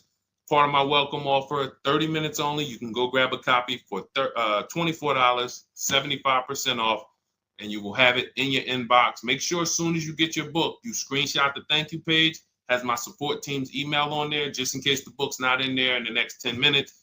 Maybe you type your email wrong. Make sure you check your junk and your spam folders. But go grab your copy. You'll have everything that we teach in a step-by-step manner. You'll be able to get cars in 60 minutes, 90 minutes from home, and you'll start to enjoy the car shopping process. All right. You'll be sending me your email just like Marie and Ken and Milligan, all of these people. You'll be sending me your deals. Okay. And for those of you, you have a different learning style, you can look into, you've been seeing us sharing a lot of these Facebook posts from our group. Our Cars from Home Shop with Deshone program is video checklist instead of book checklist. So if you're like, I'd rather have some, 3 to 5 minute videos that I can watch and walk me through the steps, that's our Cars from Home Shop with Deshone program. We have our private Facebook group where you got 1,600 people that have come before you. They're always answering questions. I'm in there 4 or 5 days a week. And then we do 2 coaching calls a month, first and third Wednesday. We actually got one shortly we're going to have. And, you get hands-on guidance. So that's hands-on, and some of you might like us to totally shop for you. That's going to depend on if you qualify. I would rather teach you to fish. The only reason we created Done For You is really for the wealthy people. I don't want you paying us to go shop for you. I would rather teach you to fish. But I know there are people who your time is so valuable, whether it's the money you make per hour. I could show you how to do this in 60, 90 minutes, 2 hours, but you would still say, I'd rather you guys do that. I got money to make. I'd rather be with my family. I want to be doing other stuff. Here, I pay for services that I believe in. That's why we created Cars from Home Done For You. I would much rather all of you learn to fish so that you can do this over and over and over again. Teach your kids, teach your family, teach your cousins, teach your neighbors, so that everyone knows how to do this Cars from Home shopping process. Okay? But if you're in that category, in that class where you're like, Deshone, no, I'm that person, then you book a call with our team and see if we can help you with Cars from Home Done For You. All right, so that's our stream for today. We will be back.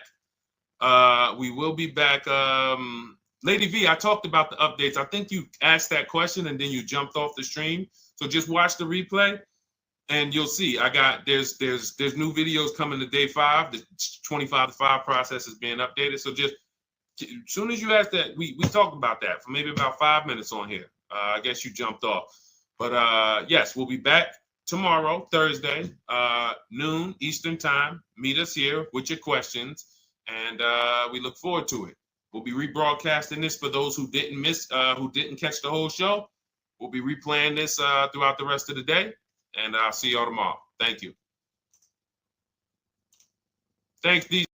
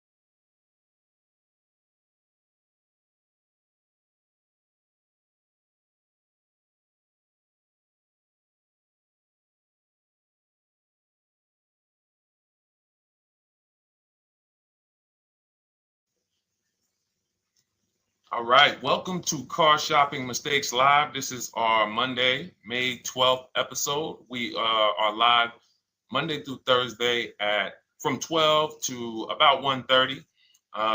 My name is Deshone. I'm known as Deshone the Auto Advisor.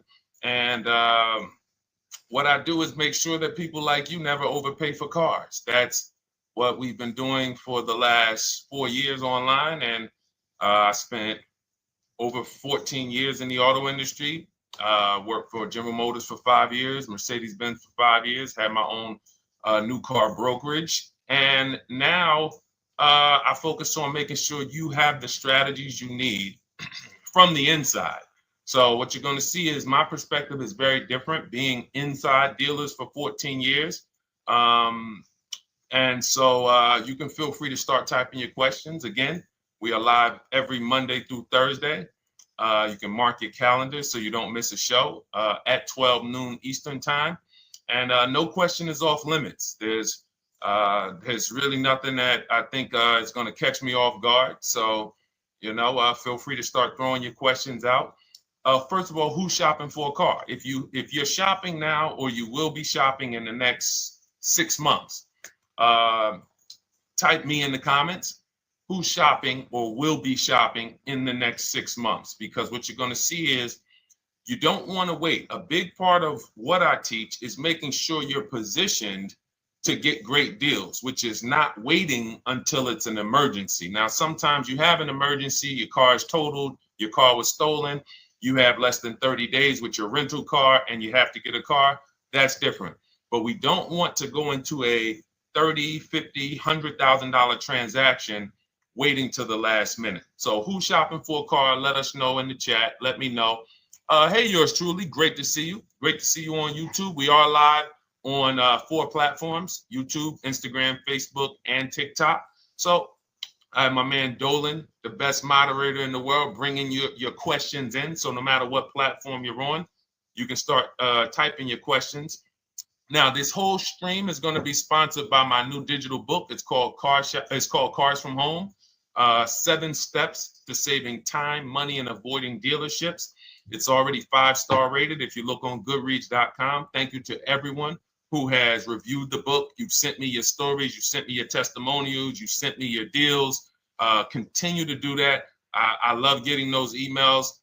It makes a big difference. People like Marie, she got 13,000 off using the book, using the steps. It's a simple do-it-yourself blueprint to really, really maximizing all the money in your car deals. And you can get a copy for the next 2 hours for 75% off. It's normally $97, but as part of our book launch special, you got your copy for 75% off, $24. So you can go to my TikTok bio, Instagram bio, the YouTube comments, or the Facebook comments. We have a link for you, and you can grab your book. You won't leave the stream. And you can come on back. Feel free to ask as many questions as your heart desires. All right. Good to see you, Nikki. Happy Monday. Great to see you. All right. So, okay, Dolan, let's start bringing in the first question. I want to check in on Instagram. And yours truly on YouTube asks, which fees can be negotiated on an offer for a used car? Great question. There's only 3 legitimate fees on every car when you're purchasing it pre-owned. Doc fee. Some people, you'll hear people say, "Oh, doc fees are made up fee." It's a legitimate fee. In fact, when you look on the purchase order, which is that long form after you get your car, you'll see it's oftentimes it's printed on there. So is it all profit for the dealership? Yes, it is, but it also is legitimate. Your DMV fees, plates, license, registration, and your taxes. So those are the legitimate fees. Now, what are not legitimate fees? Anything that's not those 3. The prep fee, the marketing fee, the service plan, internet fee. All of these things are absolutely made up. Absolutely made up. Now, what you're seeing now is you'll see, and this is why you never want to go into the dealership looking for a car that you didn't see online first. Online is where we create the competition. Once you're there, we've lost our leverage. That's why everything we teach is called Cars from Home. 99% of your transaction can and should be done from home, where you can see that fine print, where you can actually you can see the dealers who don't have the fake fees before you get out there and waste your time with the ones who do. So you'll see all types of made up fees. Now, what is also being made up, let's go a little deeper on this, is the people, all right, if I put a mandatory service plan on my car, it's not, there's value there. It's not like the internet fee, which is just a ripoff, or the prep fee, which is just a ripoff. There's a service plan built in. Okay, then we have to determine if there's value there for us. There's a key replacement built in. But here's how I would like you to think, yours truly, and anyone who's in a similar situation. You'll be shocked. Anyone who'll be shopping for a used car, type the letter U. I want to drop a couple things for you to keep in mind and lock in. If you're going to be shopping for a pre-owned car, type the letter U. So yours truly, when we're looking at cars, what we want to do is we want to see. Oh, sorry, hold on. I'm just. Oh, thank you to everyone who shared this broadcast with a friend. I appreciate it. If everyone shares with one friend, we'll change the auto industry in less than a year. So you want to look at, as you're looking online, you want to be able to see the low side of the market for the car you're shopping for. So let me give you an example. Let's say you're shopping for once you have your budget, you want to try to get as new of a car as possible. If you don't see cars in that budget, go 1 year back. I always like to do 100 miles. You don't want to just do this neighborhood shopping, because here's again, as someone who's been in dealerships or who was in dealerships for 14 years, I can never be in dealerships now. No dealership I wouldn't want to work in a dealership, but there's no person who could tell you guys the unfiltered truth and be in a dealership. They're going to get fired. So, but here's what you'll see. The total cost is what matters relative to how much the car was when it was brand new. I don't want you to pay attention to what they're offering the car for, because that is a made up number based on algorithms and market. Who's ever seen somebody, sometimes you're on a website and it'll say, this car it's a fair deal. It's a good deal. It's a great deal. Who's seen that? That's based on an algorithm.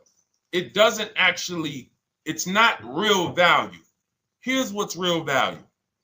Let's say you're looking at 4 Honda Pilots. They're asking $22,000 for one, $23,000 for the other, $24,000 for the other, $25,000 for the other. So 22, 23, 24, 25, right? Now you're looking and you're like, well, these cars look a little similar. You know, this one, what's the best deal? Once you get the new window sticker of that Honda Pilot, you'll see one of these Honda Pilots was $45,000 when it was new. This other one was $46,000 when it was new. But this other one was $53,000 when it was brand new. And that's the one that's actually giving me the biggest discount. That's the value. Without knowing the original price of that car, we can't determine what value we're getting in the price they're offering us. And when we don't do this, we make this mistake. We end up doing what some people did during the pandemic. They paid the same price for pre-owned cars as they were when they were new. Everyone didn't do that, but a lot of people did because they thought this was my only option. There were people who paid $27,000 for a Toyota Camry that was brand new, $28,000. This is how we prevent that. When we call that in Cars from Home, in my book, the true value discount. And this is how I bought my Infinity truck. I was literally looking at 3 of them, 4 of them. They all had similar prices from 30 to 31.8. And literally the one of them was 46, one of them was 48, one of them was 52, and one of them was 55. So when you do that math, and I have a calculator in my book that does it for you, but it's simple. You just put the MSRP in and you create and you divide the asking price into the MSRP. And you'll see, oh, wow, this deal is giving me 42% off. This deal is giving me 30% off. So you see how simple it is now to shop when you look at it, when you're looking at it that way. Oh, this deal is giving me 30% off the original price. This deal is giving me 44% off the original price. Then you weigh those things out. Now, how? I know what some of you are thinking, Deshone, how do we get the original window sticker? You get the original window sticker. Some brands have it on the Carfax. They have a deal with Carfax. And then sometimes you can Google Maroney label. You're looking for this. I'll show a picture of Maroney label. That's a window sticker. This is what you're looking for. Maroney label. And you can do window sticker, new window sticker. There is a service out there that gets them for $5. Again, I'm not affiliated with it, but here's what you should be looking at.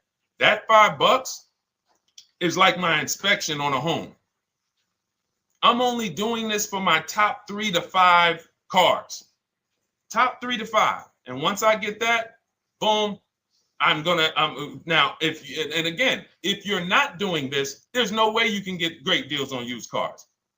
It is literally impossible because all you're doing is basing it off of smoke and mirrors. So I'm here to tear back, to reveal this whole industry is smoke and mirrors. It's all about psychology, and it's not about you winning. It's about dealers making you think you won. Hold up. Wait.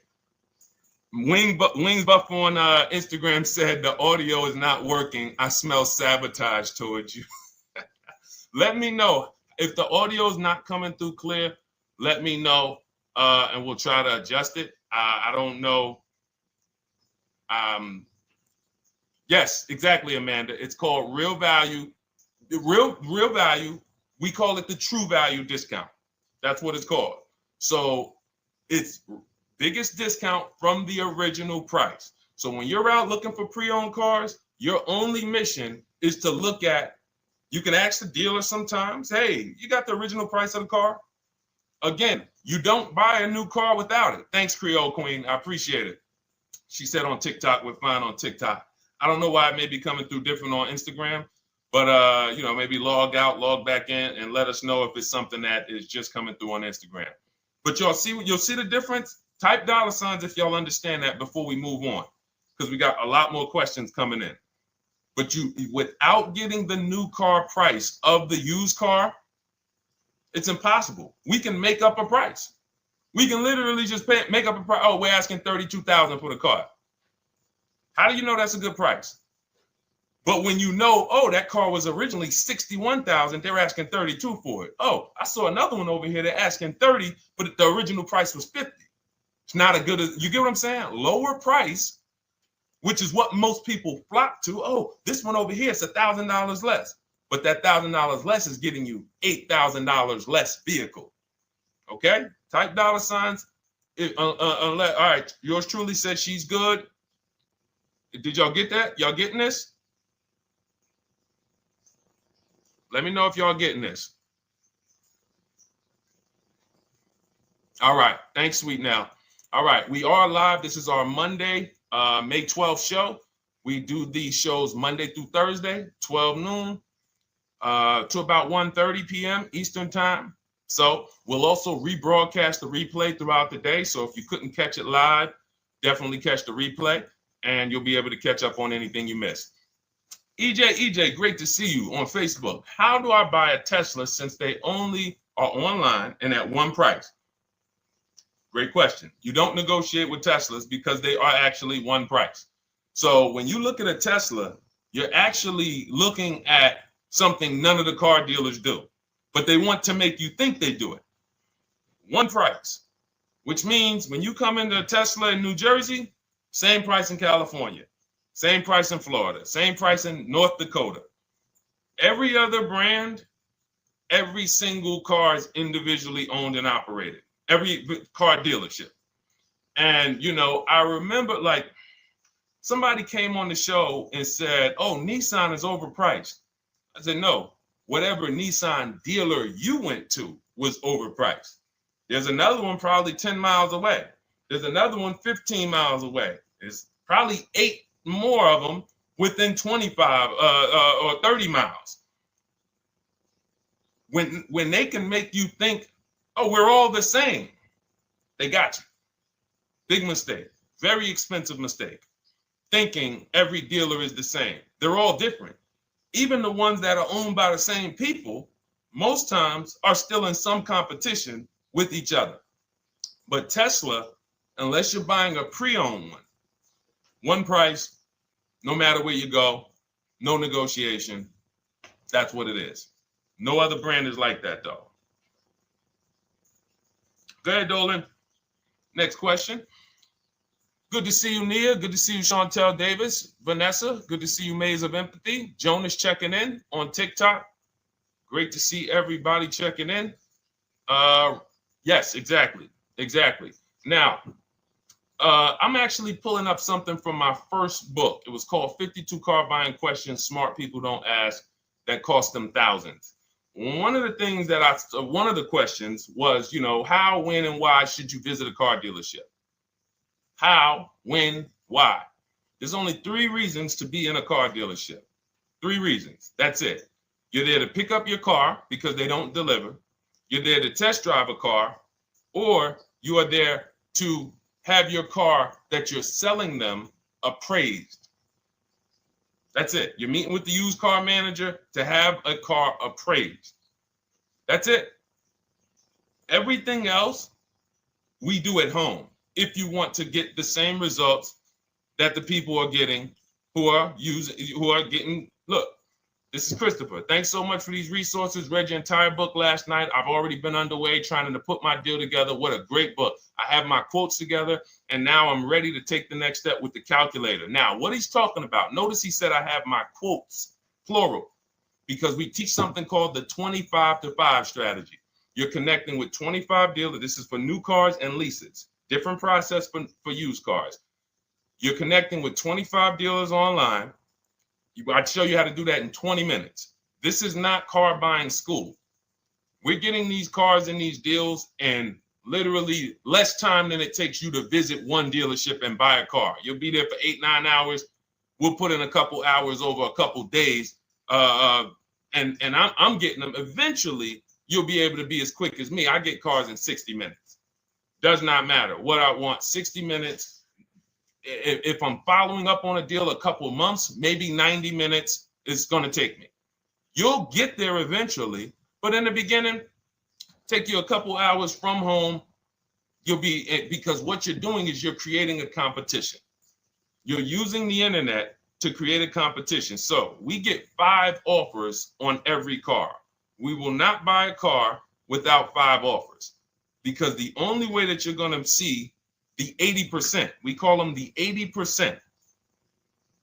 That's 80% of dealers that are overpriced. The only way you're going to see that is to get 5 offers. It's going to blow your mind. That's when the veil is lifted. The first time now, if you want to do it your way, you want to call around, get the offers, call around, ask for it, try to not, fine, do it that way. As long as you talk to enough dealers to get 5 offers, because then you're going to see, whoa, they've been playing me. How is it that I'm shopping for the same car? I called and got the same. I called on this Hyundai Sonata. One dealer's telling me it's $480 a month. One dealer's telling me it's $450 a month. One dealer's telling me it's $420. One dealer's telling me it's $375. Another dealer's telling me it's $340.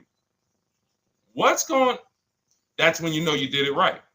So and here's how you know you've done it right. If you don't see a $3,000 to $5,000 spread from your best offer, which we call the 20% dealers, to the worst offer, you didn't shop correctly. We have people all around the country, We've been helping people since 2021. In fact, during the pandemic, we had people really killing it because they were selling their cars for 7 grand, 12 grand more, putting that equity in their bank, doing leases, no money down. So it was a phenomenal time for people who had cars to replace and were making dealers bid to get their new cars. So doesn't matter the market. But until you actually do it, you're not going to, it's harder for you to believe it. You get what I'm saying? It's harder for you to believe, wait, you mean 8 out of 10 dealers are overpriced? 8 out of 10. That's why you must get 5 offers for you to see, wow. My highest offer is $200 a month more, and that's my local dealer. That's the dealer that's 20 minutes away, because oftentimes some of your closest dealers, when they see your zip code, they'll be like, oh, this person is not going to shop us. Let's give them this offer. It's that dealer that's 45 minutes away, an hour away, when they get your notification on their website and they're like, whoa, okay, this is a person in our competitor's market. Let's take this deal from our competitor. It's going to blow your mind. And then it'll be changed. Right now, you're just being exposed to the information. And the same thing on used cars. The best value used cars are $3,000 to $5,000 less than the highest price used cars. It's just what it is, because 80% of dealers are going to, even when they say it's their best deal. Who's had a dealer say that to them? That's our best deal. That's the best deal we can do. Listen, that's the best deal we can do. Who's had that? Raise your hand. Who's in their car buying purchase, in their shopping, has heard a dealer at any time say, hey, that's it. That's the best deal we got, right? They're not lying. They're just not going to do, they'd rather you leave and they'll sell the car to someone else. Because they're like, we're not going lower than this. But here's the thing, their competition will. That's their best offer. It's not their competition's best offer. So it's very important to understand that. Okay? All right, let's go, Dolan. Let's keep it going. Next question. Oh, good day. I'm glad you got the book, EJ. Use it. Win. Send me your success stories. Continue to just follow it step by step. Ask yourself, what step am I on? It's like a checklist. Boom, that step's done. Go to the next one. Boom, check. Go to the next one. Hey, I'm looking for a car right now. I have 7 to 10 grand. Which way should I go? Well, I mean, if that's your budget, you probably can look for, and this is not what I teach, but I do have we call this a smart car. It's not that type of smart car. The little one stands for saving money at the right time. And if I got 7 to 10, what I'm looking for, I'm on Facebook. I'm looking for something. See, and this depends on what you need. See, needs, you pay for 5 things in a car. You pay for 5 things. Remember this. Size. So anyone who's like, oh man, I need to save money. Here's what and let me actually tell you why I want you to know this. When I was in Mercedes-Benz, right? We had people come in. I remember a woman came in. She's like, okay, I got kids. I need the one with the 3 rows. All right. So she needed the one with the 3 rows. We go through it. We pick it out. Once we get her a price on it, it's way outside of her budget. Now, here's what she says. Oh, what about the one, the 2-row one? Now, my question to her, because I'm an advisor, even when I was a car salesperson, I was still, and my brand was Mr. Mercedes. So the people who are in New Jersey, I created the Mr. Mercedes brand. And I said, didn't you tell me you had kids and you needed the 3rd row? She said, oh, yeah. So I said, why are we even discussing a 2-row vehicle then? She's like, yeah, no, you're right. I'm like, this is just not the vehicle for you. And that's okay. But the worst thing you can do is to go smaller than you need on a vehicle, because now you're not gonna like the vehicle in literally the vehicle's not functional for you. So size is very important. That's why I created something called the smart sacrifices. When the budget starts to get tight, You have to know, what can I take out? So size, amenities. Amenities is, do I need the leather? Do I need the navigation? Do I need the sunroof? Do I need the big sunroof? Do I need the wheels, the fancy wheels? These are amenities. You got power. You pay for power. Do I need the engine? Do I need the bigger engine? Can I go with the standard engine? And then here's where the money starts to really go high. Class. So you look at Chevrolet, Honda, Toyota. Okay, that's class. You go to the next class, you're looking at, let's go Infiniti, Acura, Lincoln, Genesis. These are the next class, which means you can have a vehicle, same size, same amenities. It's 10,000, 15,000 more, different class. Then we go, and of course you have Mercedes, BMW, Jaguars, somewhere in between, Lexus. These are going up in class. So, and then the last thing you pay for, which is really expensive, is exclusivity. So when you have a vehicle, oh, no one else has this vehicle, you're going to pay for that. You can have a super small vehicle. It doesn't have a lot of features, but no one has it. It's a ton of money. So as you're looking at your car with a $7,000 to $10,000 budget, you got to ask yourself, what can I take out? And I say, don't let it be size. Go with the smallest vehicle that will suit your needs, and then get the lowest number of amenities that'll suit your needs, the lowest amount of power, and then you look for the most recent vehicle. And I would look for something. Let's just say, for example, someone's looking at a Mazda 3. It's a $25,000 vehicle, brand new. I don't need the leather. I don't need the fancy stuff. I don't need a big bunch of power. I could probably find one for 10 grand that's not too old, maybe about 5-6 years old, if I'm looking correctly. But you have to know what you can live without, because if you go and do what most people do, most people are not going to listen to what I'm saying. They're going to go out and they're going to buy a big SUV with leather and all the features, and then they're going to get a 9-year-old one with no warranty because there's just no discipline there. See, the things I'm talking about, the disciplined people, the people who are financially astute, who's like, Deshone, I never knew that car buying was this serious. How, like, I'm overspending by $5 grand every car, a minimum. There's no way that you're not. So these things weren't taught to you. None of us were taught how to buy a car. We were literally indoctrinated into, this is how you get cars, ladies and gentlemen. And who indoctrinated us into that? The auto industry. The auto industry. No one told us, oh, create competition, shop for cars like you shop for other things online. There is an internet, no one taught us that. So you have to say to yourself, all right, boom, I got to unlearn so that I can relearn the new way to make sure every time I get a car that I love and I get the most for my money, which is not what most people are doing out here. There's blood in these streets. You hear people, oh, there's no cars, there's no deals. They're walking in the dealer saying this stuff. Like, you're going into a person who wants to sell you something and giving them all the strategy, all the ammunition to sell you, raise the price. Hey, man, I've been looking for this car. Not many people has it. Cha-ching. Thank you for telling me that. Oh man, the tariffs are coming too, right? I hear the tariffs are coming, so things are getting more expensive, right?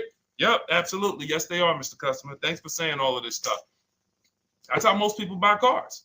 That's why the auto industry is just printing money on the public. So you got to change your behavior, and that's what we do here. And it's easy, and it's fun. You look at the people. Look, and we'll take some more questions because I see we got one that just came from Nurse Gregory. I got you on TikTok. So this is our Monday, May 12th live show. So we are live. You can feel free to type your question. We rebroadcast this show throughout the day, but we are live every Monday through Thursday at 12. So, but look, when you look at the confidence from Brian. Look, just finalized my deal. First ever lease using your system. 2025 Honda HR-V Sport, $30,000 MSRP, $395 a month, 1.2 ratio. That means he understands how to value leases when he's putting his ratio. 12,000 miles, 36,000 miles, 36 months, no money down. Initial quote was 434.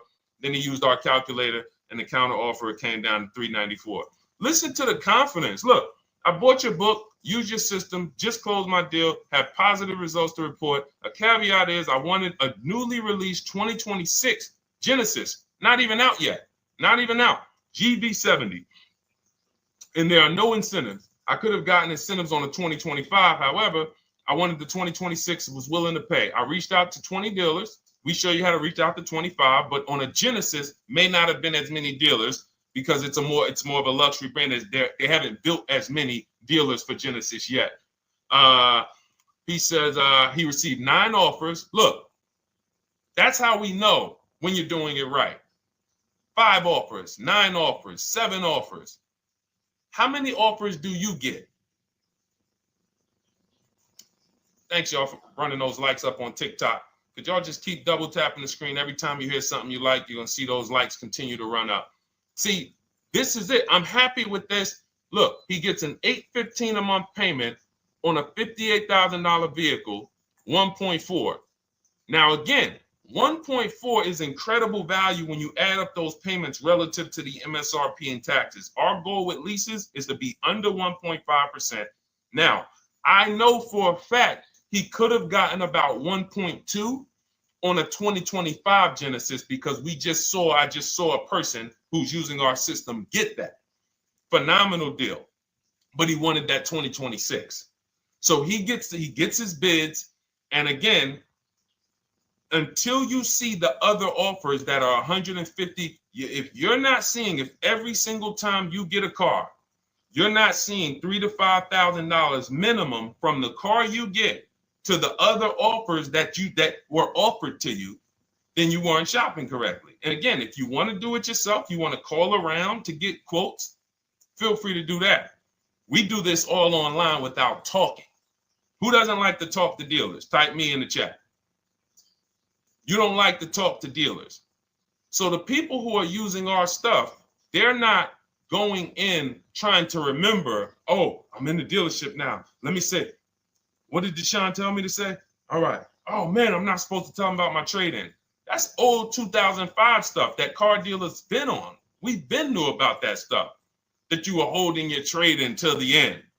That's why we're going to ask you questions that you're not really ready for. Hey, Paul. Hey, good to see you, Paul. Thanks for jumping in, coming in today. The car you drove up in, whose car is that? That's what you've been driving for a couple of years? Yeah, okay, yeah, that's yours. Okay, perfect. So we are already trained to ask you questions that we're going to get the information.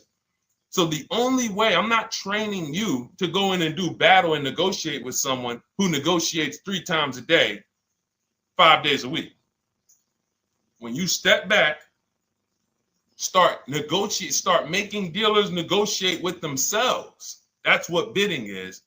You're going to see, whoa, it's easier to save money from home than it ever was going into a dealership. All right. Good to see you, Jamel, on YouTube checking in. Good to see you, Paul, on Facebook checking in. We are live on Facebook, Instagram, YouTube, and TikTok. And for those who, hold on, let me see. Do I got any sharers? Who shared the broadcast? Raise your hand so far. Raise your hand so far if you shared the broadcast with a friend or if you hit the share button. Nurse Gregory? All right, Nurse Gregory, send me a DM. You got a free copy of my book. Let's see. That's it. I don't think we have any. No, if you share now, it's too late. So I wanted, let me see. Because Nurse Gregory, you have been on the show for a little minute. See, I do that stuff every now and then. I do that stuff every now and then. That's why when I ask you guys, like, to help me get this message out so we can help more people, you never know when I'm going to just say, you know what? You got a free copy of the book. So, I ask you guys to continue to share this broadcast so that we can help more people. Like, this is not about, because follow me. until most of the country is actually shopping from home, it makes our job shopping from home a little bit harder, because literally dealers know on a weekend, they come to us on Friday, hey, how many appointments we got? We got 200. 200 over the weekend. So they expect you guys to walk in. So until that goes from 200 to 100, and they're like, whoa, what's going on here? Whoa, people are not really walking in anymore. We're getting half the appointments. Oh, wait, what's going on? We only have 50 appointments. Memorial Day weekend, we got 100. We're normally at 300 appointments over a Memorial Day weekend. So until we start doing this collectively, it's hurting. It makes all of our jobs a little bit harder. So that's why I appreciate the people who share the broadcast. Yep, send me a DM. Okay, so let's go. We got more questions coming in, so pull them up, Dolan. Let's go. And this whole stream is sponsored by my new digital book. It's called Cars from Home: 7 Steps to Saving Time, Money, and Avoiding Dealerships. It's already 5-star rated. And, I'm reading a couple of the testimonials. Thank you to the people on Goodreads who reviewed that book. Thank you so much. And it's normally $97, but as part of our welcome offer, you can get yours for $24. That's 75% off. You can go to my TikTok bio. It's only for 2 hours. So once that 2-hour timer goes to zero, price does go back up to $97. So head to my TikTok bio, the Instagram bio, YouTube comments, or the Facebook comments. Grab yours for $24. Save you 75%, and just use it. It's a step-by-step blueprint checklist to dominating the car market. Okay?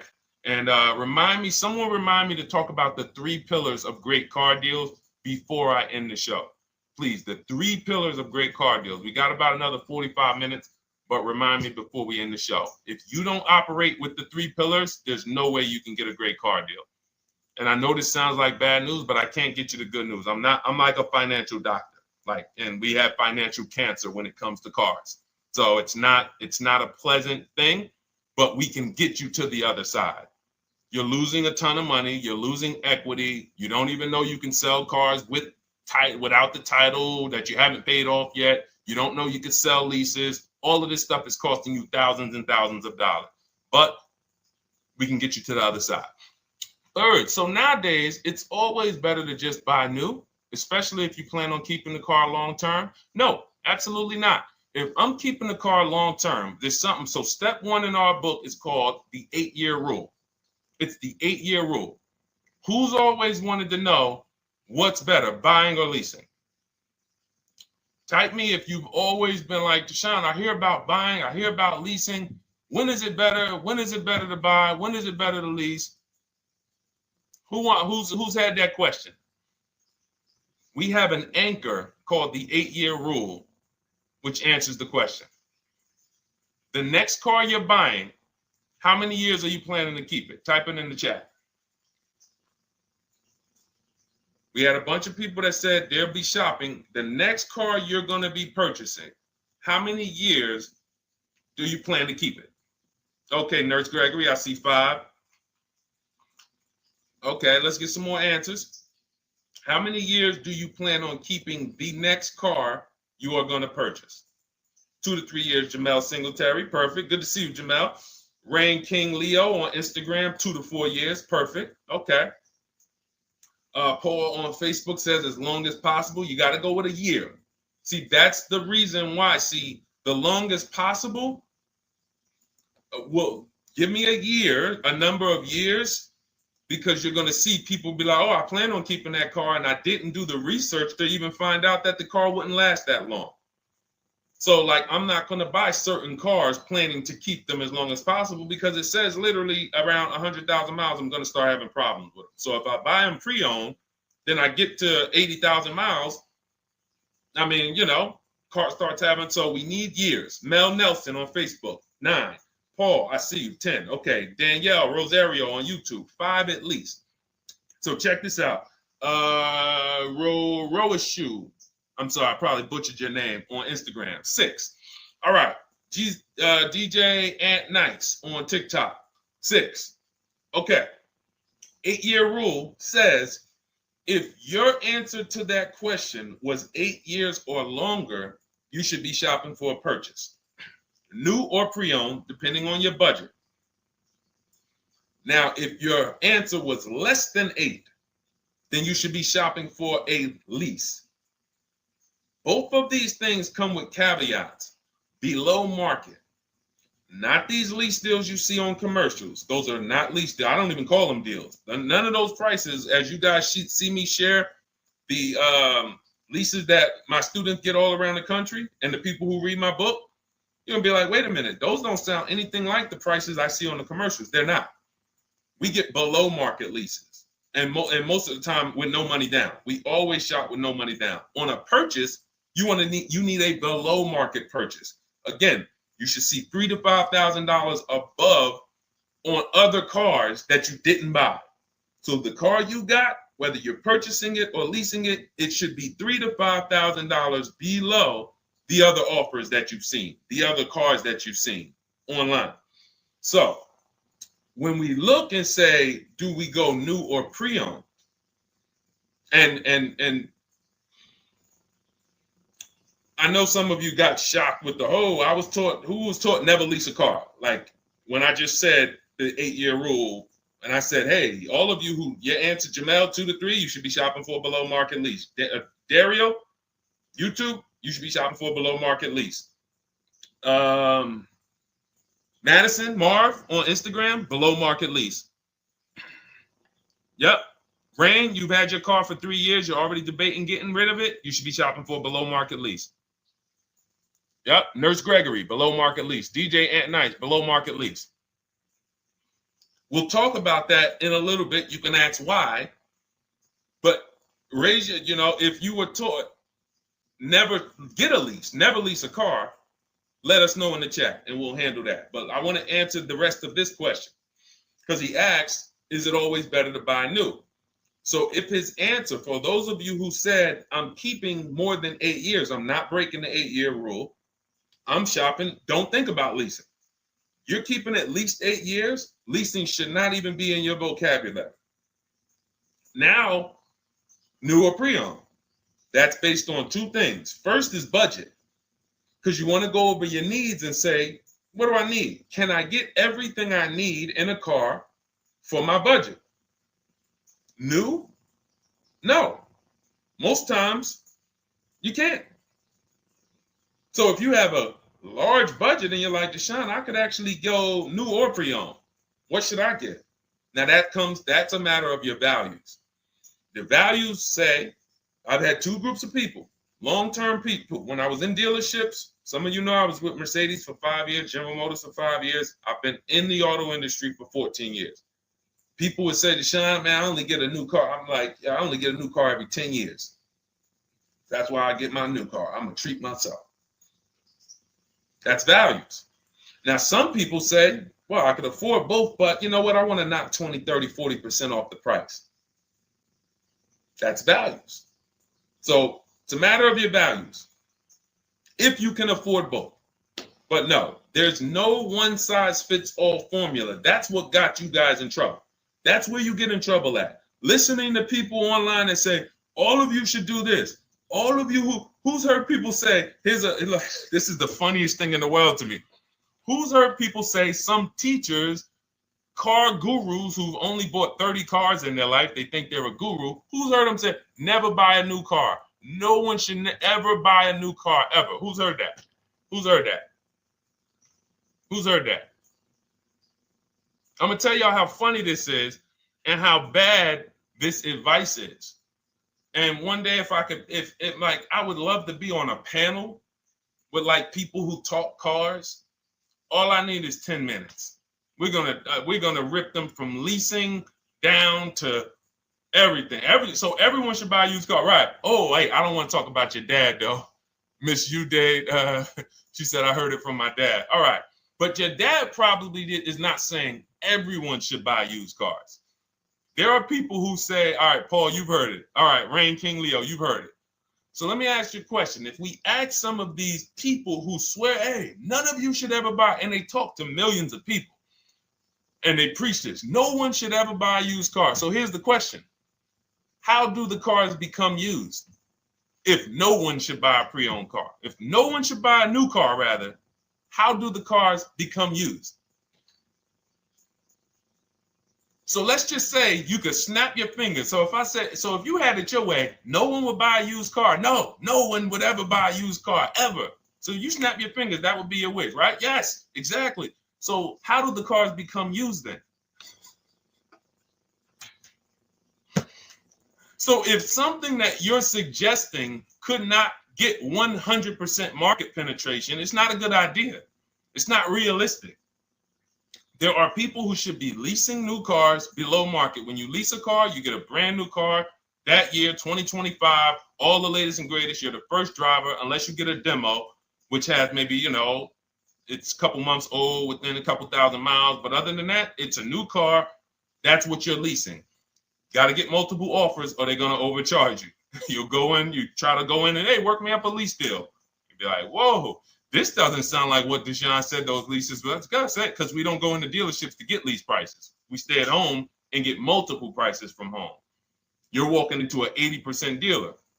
But yes, that's the difference. So the 8-year rule is to be your anchor for when I should actually be buying or leasing. And then once you go and say, I'm buying because I'm keeping 8 years, then you let your budget dictate whether you're going to shop new or used. And then you if you could afford both, it's a matter of your values. You want to treat yourself to a new car because you can afford it, make sure you get a below market deal, multiple offers, or do I want to get a pre-owned car so I can knock 20, 30, 40% off the price? Okay. All of this is in my digital book, Cars from Home, 7 Steps to Saving Time, Money, and Avoiding Dealerships. You can get your copy for 75% off for the next 2 hours. That's our welcome offer. And you'll have everything I teach about how to get below market leases, below market purchases, below market bank bidding wars. We created something called the bank bidding war. For those of you who are going to need a loan, where do you get your loan from? Some of you say the dealer. Some of you say, oh, I get it from my credit union. Some of you say, oh, I get it from my bank. This needs to be a bid, because whenever you're doing it like that, you don't know. How do you know for sure that that was the best interest rate you could have got? 2 points on a loan could be $2,000. 2 points. So if somebody said, oh, I'm paying 6.9, but you could have got 4.9, literally thousands of dollars. So, and again, that goes into the 3 pillars of great car deals. We haven't discussed that yet. We'll do that before the end of the show. All right, let's go. More. Oh, by the way, for those of you who I didn't finish the sentence, you want your copy at 75% off instead of the $97, which is the normal price. You get it for $24. Head to my TikTok bio. There's a link there. Click it, and then head to my Instagram bio. There's a link there, and then we have a comment in the Facebook and YouTube comments for you to grab your copy for 75% off. Once it's 2 hours expires, goes back up to $97. And it's still worth every penny, because as you can see, Marie used it and she saved $13,000. So what's her return on the investment of $24? Just wanted to reach out, say thank you. Using your guide, which is the book, I saved over $13,000 off MSRP, got my payment to be hundreds lower per month and maintenance included, no money down. Just wanted to say thank you. Keep sending me these emails, y'all. I love bringing these emails onto the show. Like, our world, that what we do with these cars it's a whole different world. Like, that's a great show, but it's also our life. Like, different, it's a different world. We operate in a different world. I got a lot of books on my shelf here. I cannot tell you books that actually give me ROI like Cars from Home. Like, she bought a $24 book. Even she might have got it for $97. And she saved $13,000 on one transaction. What about her? What about her significant other, if she has one? What about her children? What about her family and her household? What about when her mom or dad needs a car? It's endless ROI for one investment. Okay? So shout out to everybody that got their copy. Please keep sending me your emails. I love getting them. Let's go, Dolan. Next question. Awesome, DJ and Nice. You're gonna love it. Like, let me just say this one thing. Keep Dario's Dario from YouTube, keep his question up. But I want to say this to you, DJ and Nice. My niece, she's 20. Some of you heard me talk about her on earlier streams.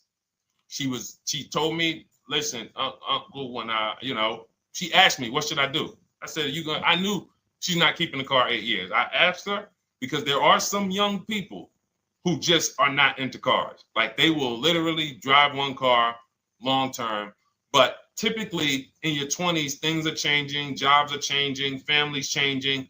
Your needs for the car may change. So I'm like, listen, 8-year rules. You should be shopping for a lease. You're going to save way more money. Most people go out there and they'll tell you go buy a used car, and they'll put you in a used car for $300, $400, $15,000 is only, that's $300 a month. They'll go and put you in a, $400 payment, $20,000 used car, $18,000 used car. You barely got a warranty. Maybe you got no warranty. So in a year, 2 years, you better have a tow truck on speed dial, just so, you never know. You get what I'm saying? Not saying it's a bad car. Used cars, 5-year-old, 6-year-old, no warranty. You better have roadside assistance. So I said, let's do this. Pick a new car, go drive one, pick one under $30,000. Because she said, I would like my payment to be like, under $350. I'm like, all right. She's got her credit to where it needs to be. This is why we should have our young people with their first credit card early, or as a what's the term? It's slipping my mind. When we add our people to our account as parents, authorized user. And so she goes out, she drives the Hyundai Sonata. I said, okay, perfect. She said, I like the car. We get her offers. We started getting offers for her Thursday. By Saturday morning, her best offer was $338. We sent out counter offers because I have a counter offer calculator in my book. So when we get the offers, this stuff takes you minutes. Again, I'm not inviting anyone to college to be a car salesman. I'm inviting you to a system that will help you get cars in 90 minutes. So we get her offers. We send out the counter offer. We're probably going to land somewhere around because she only needs 10,000 miles. She's probably going to be about $295. Brand new car, 2025, $26,000 car. And so compare that. You get what I'm saying? So when you say DJ, and that was my experience. When I worked for General Motors, I went and leased my Pontiac. My boss is the one who showed me how to do it. I didn't even understand leasing. I was 22. He said, listen, even though I was selling leases, I was just a number. Most car salesmen are this. Y'all, this sound familiar? All right. That's what you want, sir? You like the car? Is this the color? Okay. Let me go get the numbers from my manager. You get what I'm saying? They don't understand the numbers, and that's how I was at 22. I didn't understand the numbers until I got hired at Ray Katina, and Ray Katina, all his salespeople are finance managers too. So that's where I learned the numbers. But before that, I didn't know how this thing worked. But anyway, I'm leasing my first car, $256 a month, Pontiac G6. Brand new car. My other friends out here, they driving other cars, $400, $500 payments. Used cars. So you're going to love it. Like the money is it stays in your bank account, which is our goal. All right. Dario, let's get to you, my man. I'm about to finance my first car at 23 years old with a 769 credit score. Wow. I guess I should have read that question before I just went off on that whole story about my niece and everything. Let's look at Dario's answer to the 8-year rule. Dario, did you answer the question? Dario, how many years are you going to keep this? 5 at least. This is the part. This is the part where I don't know what to do. You get what I'm saying? Help me out here. Y'all get what I'm saying? Like there are times where I literally don't know what to do with this. Everybody, we talked about the 8-year rule, right? We went deep on the 8-year rule. I asked everybody I said, how many years are you keeping your next car? Everybody tapped in 10, 8, 9, 7, 5, 3, 2. I said, okay. Step one is the leasing versus buying question. What's going to save me more money? If you are not keeping your car 8 years, you are absolutely overspending by not getting a below market lease. Then, which I didn't even count on, DJ Ant Nice comes and says, hey, man, you talked me into getting this lease because I want to save the most money possible, and I'm not keeping the car 8 years. Then I walk you through a scenario where my niece, her first car, she's 20, she's about to lease a brand new Hyundai Sonata, and her payment's going to be $295 a month. Add that up, $295 a month for 3 years, $295 a month times 36 is $10,620. That is her payments over 3 years. $10,620 over 3 years, which means if we look at the $26,000 car she's getting, and then we look at the taxes and fees on that $20,000 car, we're probably going to be somewhere around $28,000. Oh, I'm sorry. I'm wrong, y'all. I just pulled up the MSRPs on that car she's getting. It's $28,500. $28,500. She's paying a little over $10,000 to drive a $28,000 car that with taxes and fees would probably put her around $30,000. A little more, but let's just say you get a little discount, $30,000. She's paying. So if she bought this car, what would that car be worth in 3 years? What would that car, if she bought a $28,000 car, $28,000? Throw some numbers out there so we can really try to help Dario and the people who just, all right, may need us to go deeper on this. You might need me to go deeper on this. You might be like Dario, like, okay, Sean, I didn't grasp it. Let's go deeper on this. What would the car that she's getting, my niece is about to get for $28,000, $295 a month, what would that car be worth after 3 years? $28,000 car.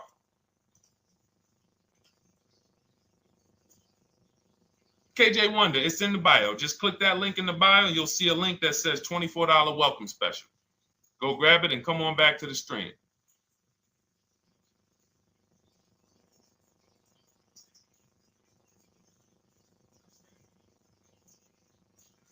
Anybody want to tap in?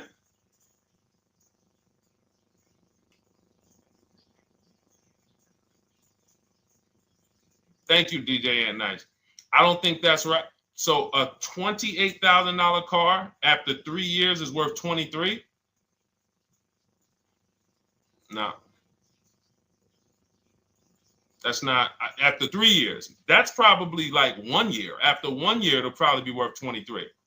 15K depending on the brand. Paul, I think you're gonna lose more than. I don't know one car that sometimes like I don't know one car that depreciates $8,000 in 3 years. So I'm a conservative person when it comes to my numbers. That car is like, let's be real here. You don't buy a Hyundai Sonata, come back in 3 years, you paid $28,000 for it, come back in 3 years and they give you 20 for it. It's going to be more like $13,000, $15,000. What if you have an accident? You get what I'm saying? So, and unfortunately, you know what's hard about this? The only people who really understand depreciation and how much cars lose value are people who pay cash. It's very tough for you to see what you're really getting when you're a payment shopper. But as someone who never, listen, people would love to go into a dealership, get a car for $28,000, come back in 3 years and get $20,000, come back in 3 years, get $18,000. I only lost $10,000. That doesn't happen. That's why people come back in 3 years and they're like, that's all I'm getting? So the point is, she's paying $10,000 of depreciation over a 3-year period. That's it. So in order to beat what she's about to get, or people who are getting below market leases, any people who are getting below market leases like we teach, you would have to get at least $20,000 to beat her. You would have to get at least, because she's only spending $10,000 over 3 years. And sold by foreign. Guys, this is not, this is really not up for debate. I am, and unfortunately, maybe the pandemic threw you off, because some of you, if that was like your first car you ever replaced, and you went and you got out of that car during the pandemic when every car was worth $7,000 to $12,000 more than it should have been worth. You can't do that today. And we had people right after the pandemic writing me saying, "Oh, yeah, I'm gonna do this, and then I'll go and trade that and get all my money back like I just did before." No, that was a very rare case of limited supply, the supply chain of cars. Now we might see that again with tariffs. When tariffs come, we might actually see our cars appreciate, because the whole new car market is going to be more expensive. But cars are not, literally the depreciation curve on most cars are 15% the first year, sometimes 20, another 15% the second year, 10%, 5%, and then it gets smaller. Once you get to about 7 years, the depreciation starts to cool off. You're losing 50% of the value in the first 5 years. And if you drive a lot, you're going to lose it quicker. So when we look at paying a small amount of money for a expensive car, that's what leasing is. So there's no, when you, and let's wrap it up like this.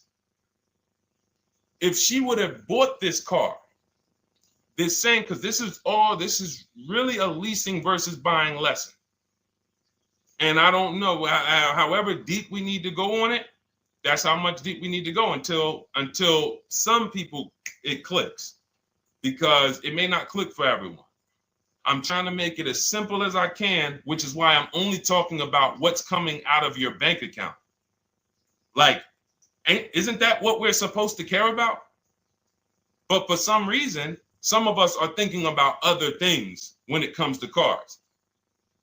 We go into somewhere else. So let's look at if she would have bought this same car, the same $28,000 car with taxes and fees, probably about 31 and change.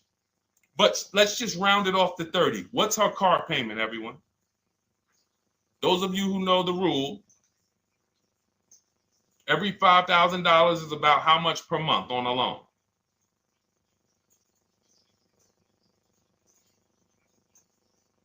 Every $5,000 is about how much on a loan?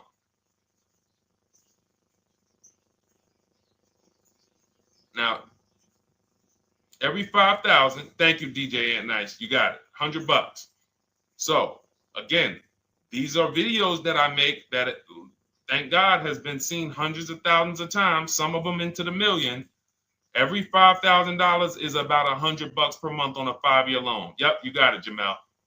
So what would this car cost her that was 30? Thank you, Tony, man. It would cost her $600 a month. So the same car that she's leasing for $295 a month would cost her $600 a month if she wanted to purchase it. Now let's throw one more scenario in there. Let's say she finds one for this price that yours truly said, about $18,000. She gets a 3-year-old used one. 3-year-old used car, good mileage on it, taxes and fees. She's a little over, let's round it off to $20,000. What's her payment? What's her payment for a 3-year-old used version of what she's getting new right now?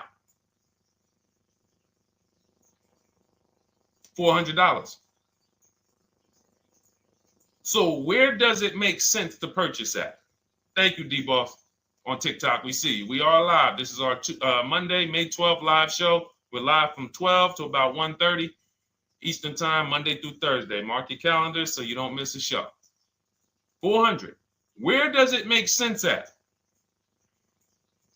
I'm on my 7th lease. Where can you tell me that it makes sense at, unless you're one of the people, like, let's go back to Paul, who's keeping his next car 10 years.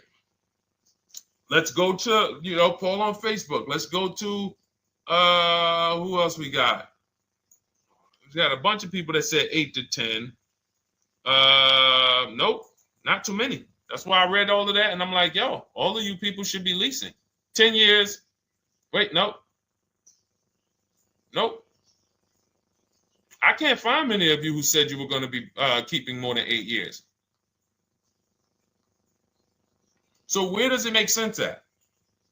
That's 3 scenarios where we took the same exact car that she's about to get for $295 a month, brand new 2025. We said, okay, if she got the same deal on that new car, she'd be paying $600 a month for 5 years. If she took it for a 6-year loan, she'd probably get her payment down to $500, but that's for 6 years. And again, she's not keeping the car that long. So when she goes to replace it, she's probably going to have negative equity in 3 years, like most people. Come back, every single car transaction you do, oh, I'm replacing it. Oh, you got negative equity. Oh, dang, how? This is how. And then we took another scenario of her buying a pre-owned one, and her payment on a 3-year-old one with 1 year left of warranty is higher than her payment on the new one. Where does it make sense? Thank you, Tony, man. It doesn't. It doesn't. Listen, depends on the interest rate and the length of the loan. We always, this is an average interest rate. So it's not going to be, your interest rate isn't moving you from from every $5,000 on a loan being $100 a month to every $5,000 on a loan being, $50 a month. No, it's not the way it works. Good interest rate, maybe every $5,000 is $90, 85 tops. It's not 50, to the point where, and this is how people get in trouble. That's why our people don't get in trouble, because they don't go in looking at a $20,000 or $30,000 car saying, oh man, I'm gonna get that to $400 a month with no money down. Yeah, you'll get it $400 a month with no money down. Your loan's gonna be 96 months. So when we have these boundaries, this is how we move.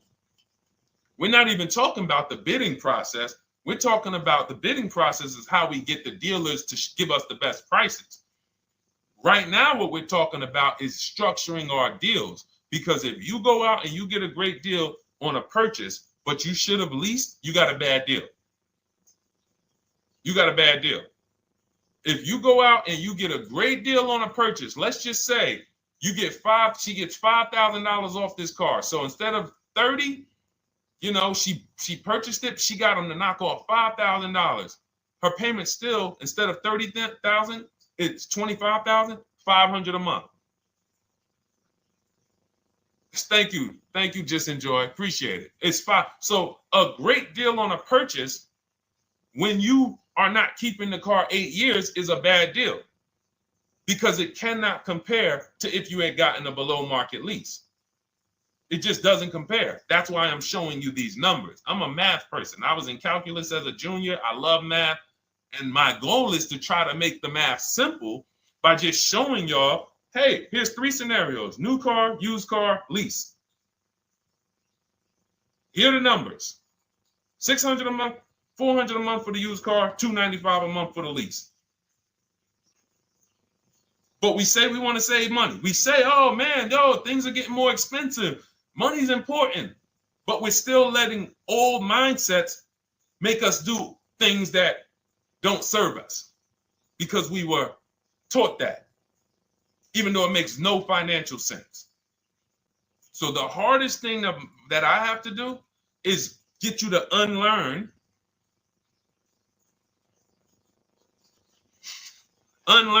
what you have been taught. That's why I represent this brand, because I realize I can't do anything for you until you get rid of the bad stuff that you picked up. You didn't go to school and you were indoctrinated into, this is how they taught me to get cars, even though it makes no sense. It creates buyer's remorse. You leave the dealership hoping you got a good deal. I hope I did all right. You wouldn't bet a dime on it. If somebody came up to you, hey, would you bet money that you really didn't get a good deal? You would be like, oh no, I wouldn't take that bet. I don't. No, you have no confidence, no guarantees, nothing. And this is what people are still staying in. So when we talk, we're inviting you to the new way. We call it, this is the new way. And so everything that we're talking about, you can get in my literally my video, my step-by-step checklist, Cars from Home, 7 steps to saving time, money, and avoiding dealership. You don't have to worry about trying to remember this. You can literally get it in book form. It's a digital book. You don't have to wait for the mail. And the thing about the digital book is when something new happens, I update the book. Like a year ago, we had Room in the book. Room went out of business. If you had a physical copy that you had bought, now here I am talking to you about, oh, now guys, you got to get volume 2. No, I just went in, we update the master file, Room's going, process stays the same. So that's the thing. So it's normally $97, but as part of our book launch special, you can get your copy for $24, 75% off. It's a 2-hour only offer. So next 2 hours, if you visited, you'll see the timer. Once it gets to 0, the investment is $97, and it's worth every single penny. The return on that $97 will be incredible. But if you get there before the offer expires, you get yours for $24. So head to my TikTok bio, click that link, my Instagram bio, the YouTube comments, or the Facebook comments. We have a link there for you. Grab your copy for 75% off. All right. All right, Dolan, let's go. We got time for a couple more questions.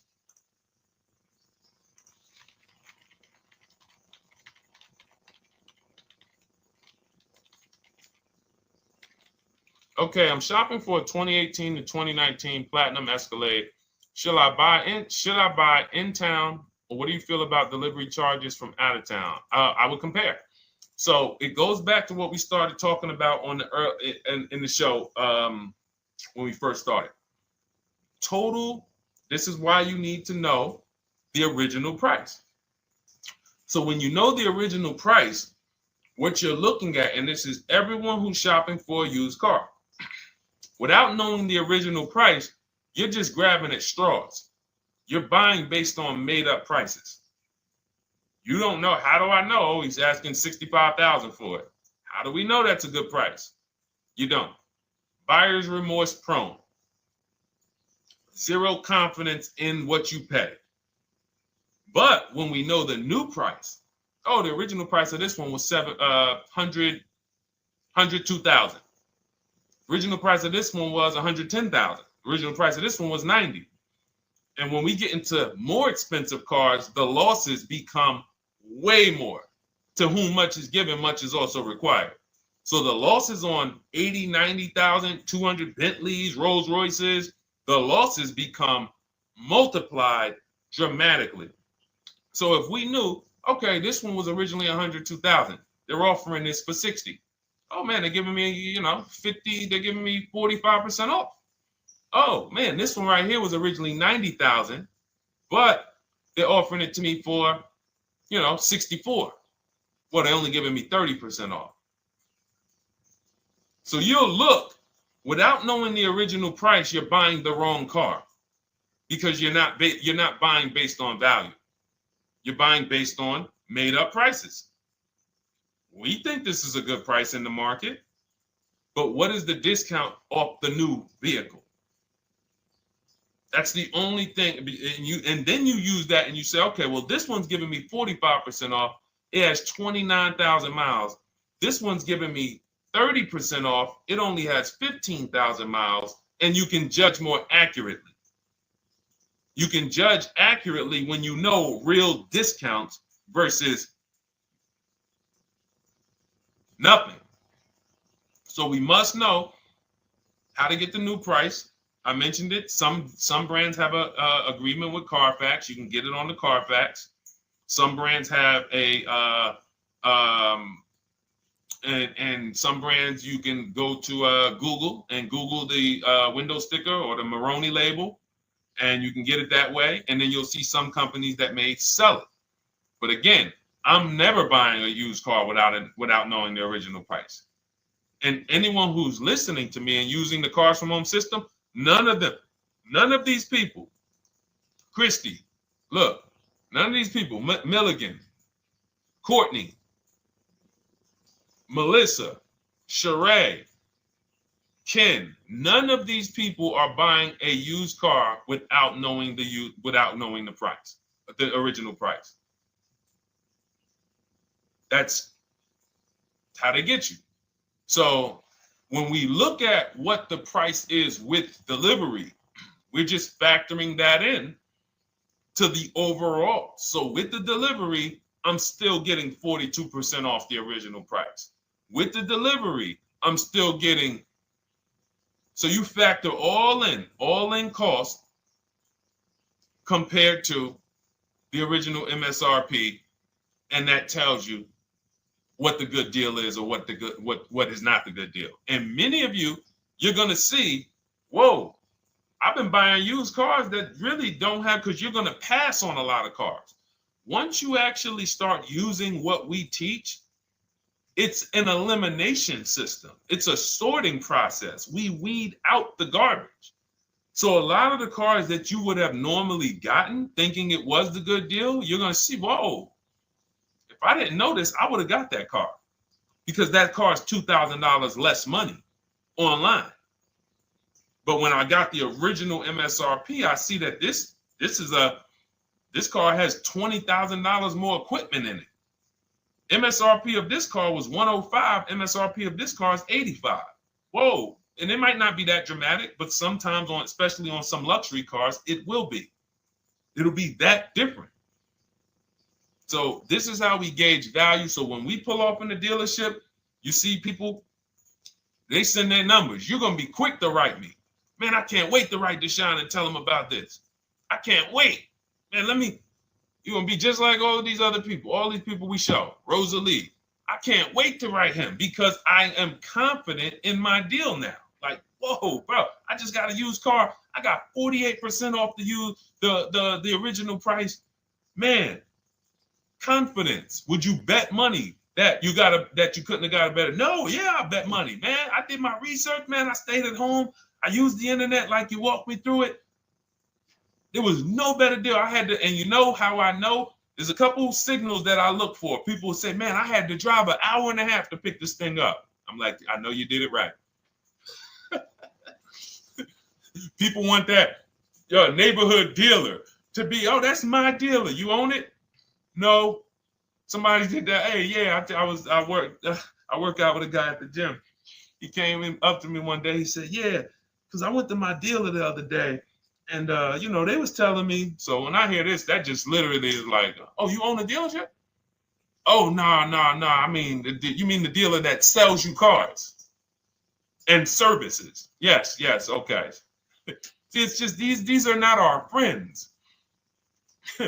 People inviting their car salesmen to their barbecues. Start making them bid. Watch how quick you see Charlie is not coming to the barbecues anymore. You got your car salesman coming to the barbecues with you. Hey, how many cars? Oh man, this is Charlie. Charlie, let me introduce you to my neighbor Jane. Charlie's been selling our family cars for years. Charlie's like, yeah, hey Jane. Yeah, hey, listen, Charlie, how long we known each other? Well, I knew your grandfather first. Yeah, listen, Charlie, hey, watch you start one transaction where Charlie gets a message, your message from online. Hey, this is Nicole Stewart. I'm looking for this car. We have all of these templates in my book too, so you don't even have to think about what you're going to write. You just copy and paste them. Hey, phone's going to be ringing from him. Now, we use a shopping email and a shopping phone number. We never give the dealerships our phone number. We don't want dealerships coming to our personal phone number. We use a Google Voice and we create a brand new Gmail. So you look and next thing you know, you're getting a phone call. Hey, Miss Stewart. Hey, Nicole. Calls you by your first name because, he knows your grandfather and everything. Hey, Nicole, I just got the email saying you wanted to get some, you were shopping online. Like, what? Come on. So when are you coming in? You come on in. No, actually, I decided I'm going to get a couple offers. I just want to make sure. Now Charlie has to compete. Now Charlie has to compete. And you're going to see that Charlie doesn't like to compete. He likes to make you think he gives you a great deal. And what you're going to see is Charlie's not going to win that battle all the time. Now, sometimes they'll go to bat and say, listen, I just got to do. But if he works for an 80% dealer, they're not going to let him go low enough to sell the car to you and win the bid. They're not going to let it happen. He can't do it. And then Charlie, that'll be the last barbecue that Charlie came to. Last barbecue. Oh, man. So, wait a minute. Molly, pull up Molly on Facebook's comment. Dolan, she just commented. We are live, y'all. This is our Monday, May 12th show. We do these shows from Monday through Thursday, 12 noon to about 1:30. So make sure you set your calendars and tell your friends and family, because they're out there shopping right now and they're getting their heads chopped off. I hope YouTube doesn't censor me for that, but they are. And if we were to look at their car deals compared to what our people are paying, you would be like, yo, they got. So pull up Molly's comment, please. Okay, there we go. After listening to you, okay, I got called in for another option of SUV I ordered, and boom, they had over $6,840 in options. Ceramic coating, tint, theft protection, yet they kept going down on the price but never removed it. I left. See, and this is, so there's two. One thing you did wise was to not take the deal. What I want you to get to is the point where people can no longer waste your time. When you get to a point, see, with all of you using the Cars from Home system in my digital book, it's impossible to have anyone waste your time. Because when they waste your time, they actually still feel like they won. I'm going to tell you why. We're going to sell this car to someone else, and you still need a car. So that's why that's a reason why who's heard wait till the end, this bad negotiating advice, wait till the end to tell them you have a trade. They know that they literally will do this whole negotiation. You've been in there for 3 hours, 4 hours. Now you spring your trade in on them, and they know, well, we don't have to give her what she wants. We don't have to give her $16,000. Yeah, offer her 14. Offer her 14. Because she's been in here negotiating back and forth. We already dropped our price a little bit. We still got profit we're making, but listen, let's try to make some of that back on the trade-in. All right, offer her 14. Now you've been in here and you're like, no, wait, I know I could get 16 for it. Listen, the car's worth 14. I mean, listen, if you could get 16, God bless. Now they're in a position of strength, because if you walk away, you still need a car. You've wasted hours of your time. And if you take the deal, they won.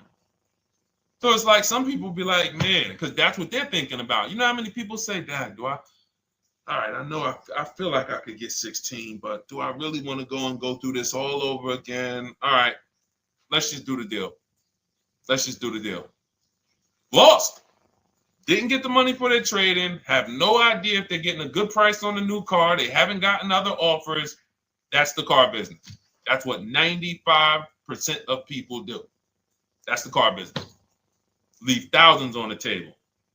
And now we can talk about the 3 pillars of great car deals, because that actually ties into what we're talking about here. Thank you, Nicole. Thank you. Helping out the community. Listen, I help everybody willing to listen. I have the benefit of actually teaching something that is so effective. I get hundreds of people that write me and send me deals and get results. So I have a real-time gauge on how we're doing. Real time. Versus somebody who sells stuff, but they don't really care about the result. So you'll buy stuff and you're like, whoa, this is not the result I thought I was going to get. All we do is hold ourselves accountable to the results. And as long as we keep getting these emails in, as long as we keep getting people writing us, taking pictures, sending stuff, we know people out here getting the same types of deals that I would be getting. And that's what I want. I don't want anyone taking a deal that I wouldn't take. As somebody who's done thousands of transactions with Mercedes and General Motors, leased 7 cars. I'm the one my friends call. They've been calling me for 7 years, 8 years. Deshone, all right, man, I need a car. I'm good. Listen, this is what I do. And the way that we give them peace of mind is the comparison offers. You only have peace of mind with comparative offers. There's nothing else. That's why you can buy spaghetti sauce, and that's why you can buy a TV on Amazon in 5 minutes, 10 minutes. Because you're going to go through, boom, okay, all right, let me check Walmart.com. All right, let me check this site. All right, let me check this site. All right, this one's the best. You spend $800, $400 in 15, 20 minutes. And not feel buyer's remorse because you've seen the options. Buyer's remorse comes from not seeing other options. It's that simple. All right, let's go. All right, Dolan, we got time for. All right, yeah, throw another one in, Dolan. Let's go. All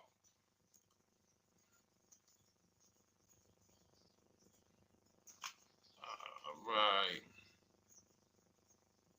Okay, 2015 Mercedes-Benz C-Class C300. Hey, wait a minute. R. Hunter Photography. Just got the book, and I'm looking forward to reading it. Congratulations. Everyone who got your book, just type book in the comment section. I just want to give you a shout out. Thank you so much for those. If you have the book or if you just got the book, just type book. Thank you so much, R. Hunter Photography. Appreciate you. Make sure you send me your success story. That's what I care, whether you buy, lease, or purchase. Even when you use the bank bidding war, show me, hey, yo, this bank was at this interest rate. This bank was at this interest rate. And then the dealer got me this. Write me all of that stuff. I love hearing all of that. Michael, good to see you. Michael McLaurin on TikTok. Thank you so much. Use it and win. Use it and win. I want that book to return to you $5,000 to $10,000 per deal. So every single time you do a car deal, that book should be returning to you $5,000 to $10,000 per deal. All right, 2015 Mercedes C-Class, 85,000 miles. What are you thinking? See, there's nothing there. You get what I'm saying? There's nothing there. You have nothing to compare it to. Now, here's the thing. We teach something in the book called, and we still got to go to the 3 pillars of great car deals again. But there's nothing, we teach something, there's no boundaries in car buying. There haven't been no boundaries. For example, let's talk about the most expensive purchase most people make. Now, in this case, sometimes it's people's cars because people aren't buying houses as much as they used to. But the most expensive purchase people make is their house. Would anyone on here get a 40-year mortgage? Anybody? Yes or no? Thanks, EJ. Enjoy the book. I can't wait to hear from you. Anyone? Would anyone get a 40-year mortgage? Anybody? We got smart people on here. Anybody signing up for the 40-year mortgage? No. Okay. So if no one's signing up for the 40-year mortgage, the question is why? Why? Because we know that's too long. If you got to take a 40-year mortgage, go. God bless you. Yes, go get you. God bless you. Hope she's well. And I'm glad you got your book, Daryl. Would anyone, and you don't have to worry about reading it. It's a step by step. It's a checklist. So do one step, check that step off. Next step, check. Boom. That's how it is. Because there's a built-in. It's been built into our education. You don't take a mortgage longer than 30 years. And if you want to be super conservative and you can afford it, take a 15-year mortgage. But we don't go 40. We don't go 50. They're available.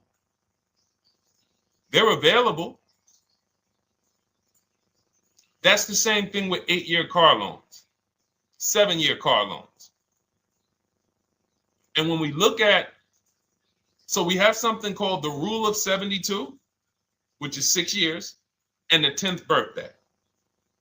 What this says is you should never take a loan longer than 6 years, 72 months, and you should have the car paid off by the 10th birthday.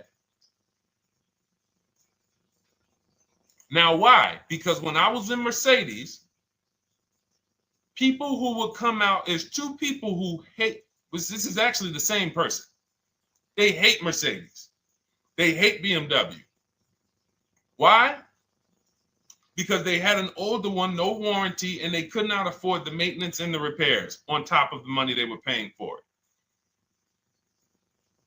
They hate it. You ever hear people say, oh, never buy that, man. I had one of those. It was a money pit. It was a money pit because you bought one that you wanted to shoehorn your way into the car. You couldn't afford the one that had the warranty, 3 years, 4 years old, buy an extended warranty, keep it 8, 9, 10 years, pay the car off in 5 or 6, and then you have, a couple years with no payment. You still have money to the side for your maintenance and your repairs when things go wrong. No, you bought one right from the start with no warranty because you wanted to be in a Mercedes. And they come out crying. You could just see it welling up in their eyes. We know, we've seen it too many times. That's a brand that people without any affordability index, they're going to buy cars that they cannot afford because they can afford the payment.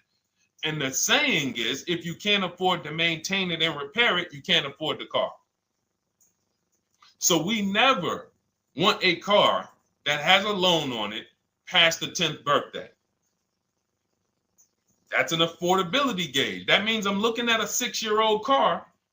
Car is 6 years old. 4-year loan. The amount of the number of years on the car, and this is in my book. Nothing I'm telling y'all is me coming off the top of my head or off the fly. I'm teaching you out of my book. That's what these shows are. I'm literally, when you are reading the book, I remember Deshone talking about this on the stream. Oh, I remember Deshone said this on the show. Everything I'm teaching you on the show is my book. So you can understand. I'm not winging any of this stuff. But when you look at the rule of 72 on the 10th birthday, it says the age of the car and the number of years on the loan should not go past 10. So if you're looking at a 5-year-old car, that already says my budget can only afford 5 years old. Like I can't get 4 years, 3 years old, which means I need a 5-year loan. If I'm looking at a 4-year-old car, I could do a 10-year loan. I mean a 6-year loan, because that's under 10. If I'm looking at a 3-year-old car, I can do a 6-year loan. 2-year-old car, 6-year loan. But if I'm looking at a 7-year-old car, 3-year loan. And what you're going to see is, wow, when I use that, Deshone, I see there's certain cars I can't afford. Correct. Correct. Because you can't afford the car to begin with if you need to get a 6-year loan on a 7-year-old car.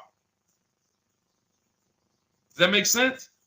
Type $ if that makes sense. Type a $ if you're getting this. Type a $ and let me know you're getting this. Never heard of a 40-year mortgage. Exactly, Artelis on Instagram. I didn't hear about it until I started teaching this. Because the reason we created the rule of 72 on the 10th birthday is because we wanted to bring the same standards that they have in mortgages to the car business. There are people who only get a 3-year loan on a car or a 4-year loan on a car. That's like a 15-year mortgage, short-term mortgage. And then there's people who say, all right, I want to do a more average 5 or 6-year loan. That's your 30-year mortgage. But when you start going to 7-year loans, that's 84 months on a car, you're moving to like a 40-year mortgage. You are going past affordability. This is a sign. This is a red flag. I cannot afford this car. I cannot afford this car. Let me look at less car. Let me look at what I can sacrifice. We talked about that earlier. Can I sacrifice size? You don't usually want to do that unless you're getting a car that's just big for no reason. Oh, I just like big cars. Well, you might not want to get a big car in this time. You might want to go smaller. But never get a car that doesn't cover your needs in terms of size. What you really want to look at is amenities. All right, I don't need the big sunroof and the leather and all of this stuff. You know what? Let me go to the next amenities down. Class. So you're like, oh man, I'm used to driving Lexus. I'm used to driving Mercedes. I'm used to driving Genesis. I'm used to driving Infiniti, Acura. No, maybe you got to go down to the next class. You'll save $5,000-$7,000 going to a lower class of vehicle. These are the things that you want to be looking at. This is how you want to approach. This is how you don't. This is how we win. This is how you understand your car transactions versus just like, all right, time to get a car. Can you just do this for me, Mr. Person who I know is going to make money on me, and it's your job to make money and they're going to fire you if you don't make money on me? Could you just get me the best deal possible? No. EJ, thank you. Ray, getting value out of it. I see you. Awesome. Deshone, how much should we try to negotiate out the door? That's a bidding process. See, that's a feeling for, we don't worry about that. I'm going to tell you why. Some deals, their best deal is going to be $10,000 off. Some cars, the best deal is going to be $5,000 off. Give you an example. In some deals, the best deal is going to be, you're not ready for this, almost $30,000 off. Now, let me show you each one. So when you look at, where's Tiffany? So Tiffany, no, that's Chris. Hold on. That's Kanika. Oh, wait a minute. All right, let's go to the. So the question you're asking reflects normal negotiation, which is we're feeling for the bottom. We don't really know where the bottom is. We're feeling for the bottom. And you're feeling for the bottom, it's a losing strategy because you don't know how deep, you don't know how low the bottom is. When you feel like in your gut, okay, I think this feels like the bottom, you take the deal. Losing strategy. Because the bottom is different for everyone. So you look at somebody like Sean. Sean gets 15, he bought an F-150 Lightning. He got, with the discount from the dealer and the hidden money, unadvertised rebates, over $20,000 off his F-150 Lightning. Over $20,000 off. Now, you look at somebody who, let's see if we can find Kimberly. Kimberly, when she got her Maserati, I love just keeping Kimberly up because she's like, you know, she got over $20,000 off her brand new Maserati when she got it, even though it was last year. But I want to look for a smaller deal. So I think I might have took Tiffany's down. Hold on. Because Tiffany got a Mazda. Hold on. I used the strategy in your book. Hold on. Tiffany got a Mazda, and when she got her bids, her best offer was $6,300 off. That was the best offer on that car. But she had other offers that were $3,000 off, $2,000 off, sticker price, over sticker. That was $63,000 off, $6,300 off. Then you look at somebody like Milligan. Milligan got the biggest discount I've ever seen in my life. She got a $79,000 car. She got her bids, and she got almost $30,000 off. It's $79,000. She paid $51,359. Brand new car. Brand new car.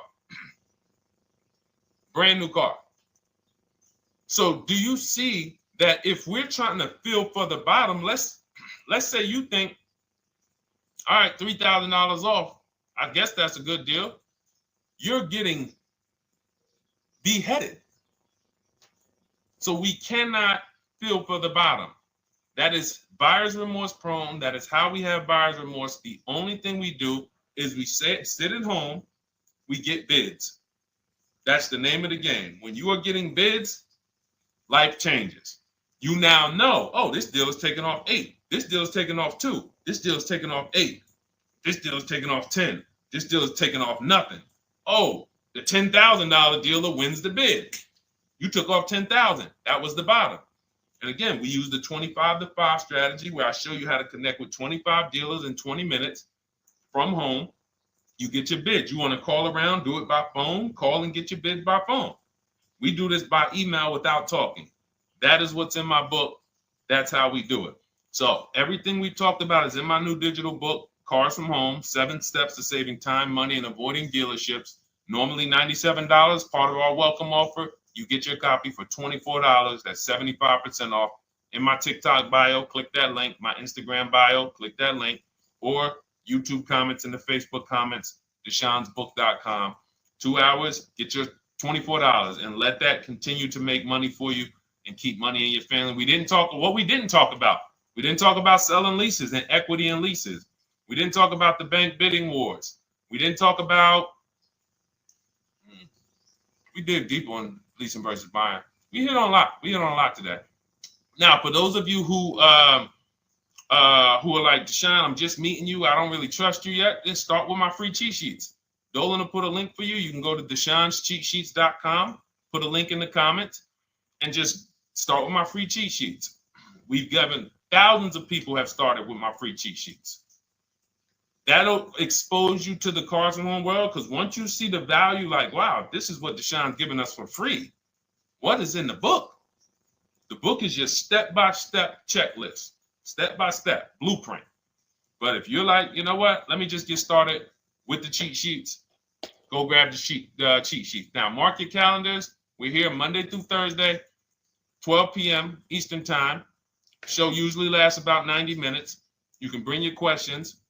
You might be watching this on a replay, because you'll see a lot of people ask the same question you would have asked. But mark your calendar so you don't miss a show. We'll be back, and then we'll run the whole replays all through the weekend for those who couldn't be here during the week. So I might start doing something for people who bring people. Write me some ideas, because what I really want is I want to come up with something, a way to reward people who share. That's why I wanted to give a free copy of my book to our nurse on TikTok. You know, like, I want to come up with something for people that bring people, that help me actually spread this message. DM me some ideas, and I'll watch that. I can't read all the DMs, but I will certainly start that DM with, you know, I have an idea, and then I'll know that's you. Because I want to come up with something specifically for the people who share. All right. I'll see y'all tomorrow. Thanks for watching. This has been our show. Congratulations to everybody that got the book. Make sure you send me your success stories. Email me when you get your cars. I want to hear all about it. All right. God bless you.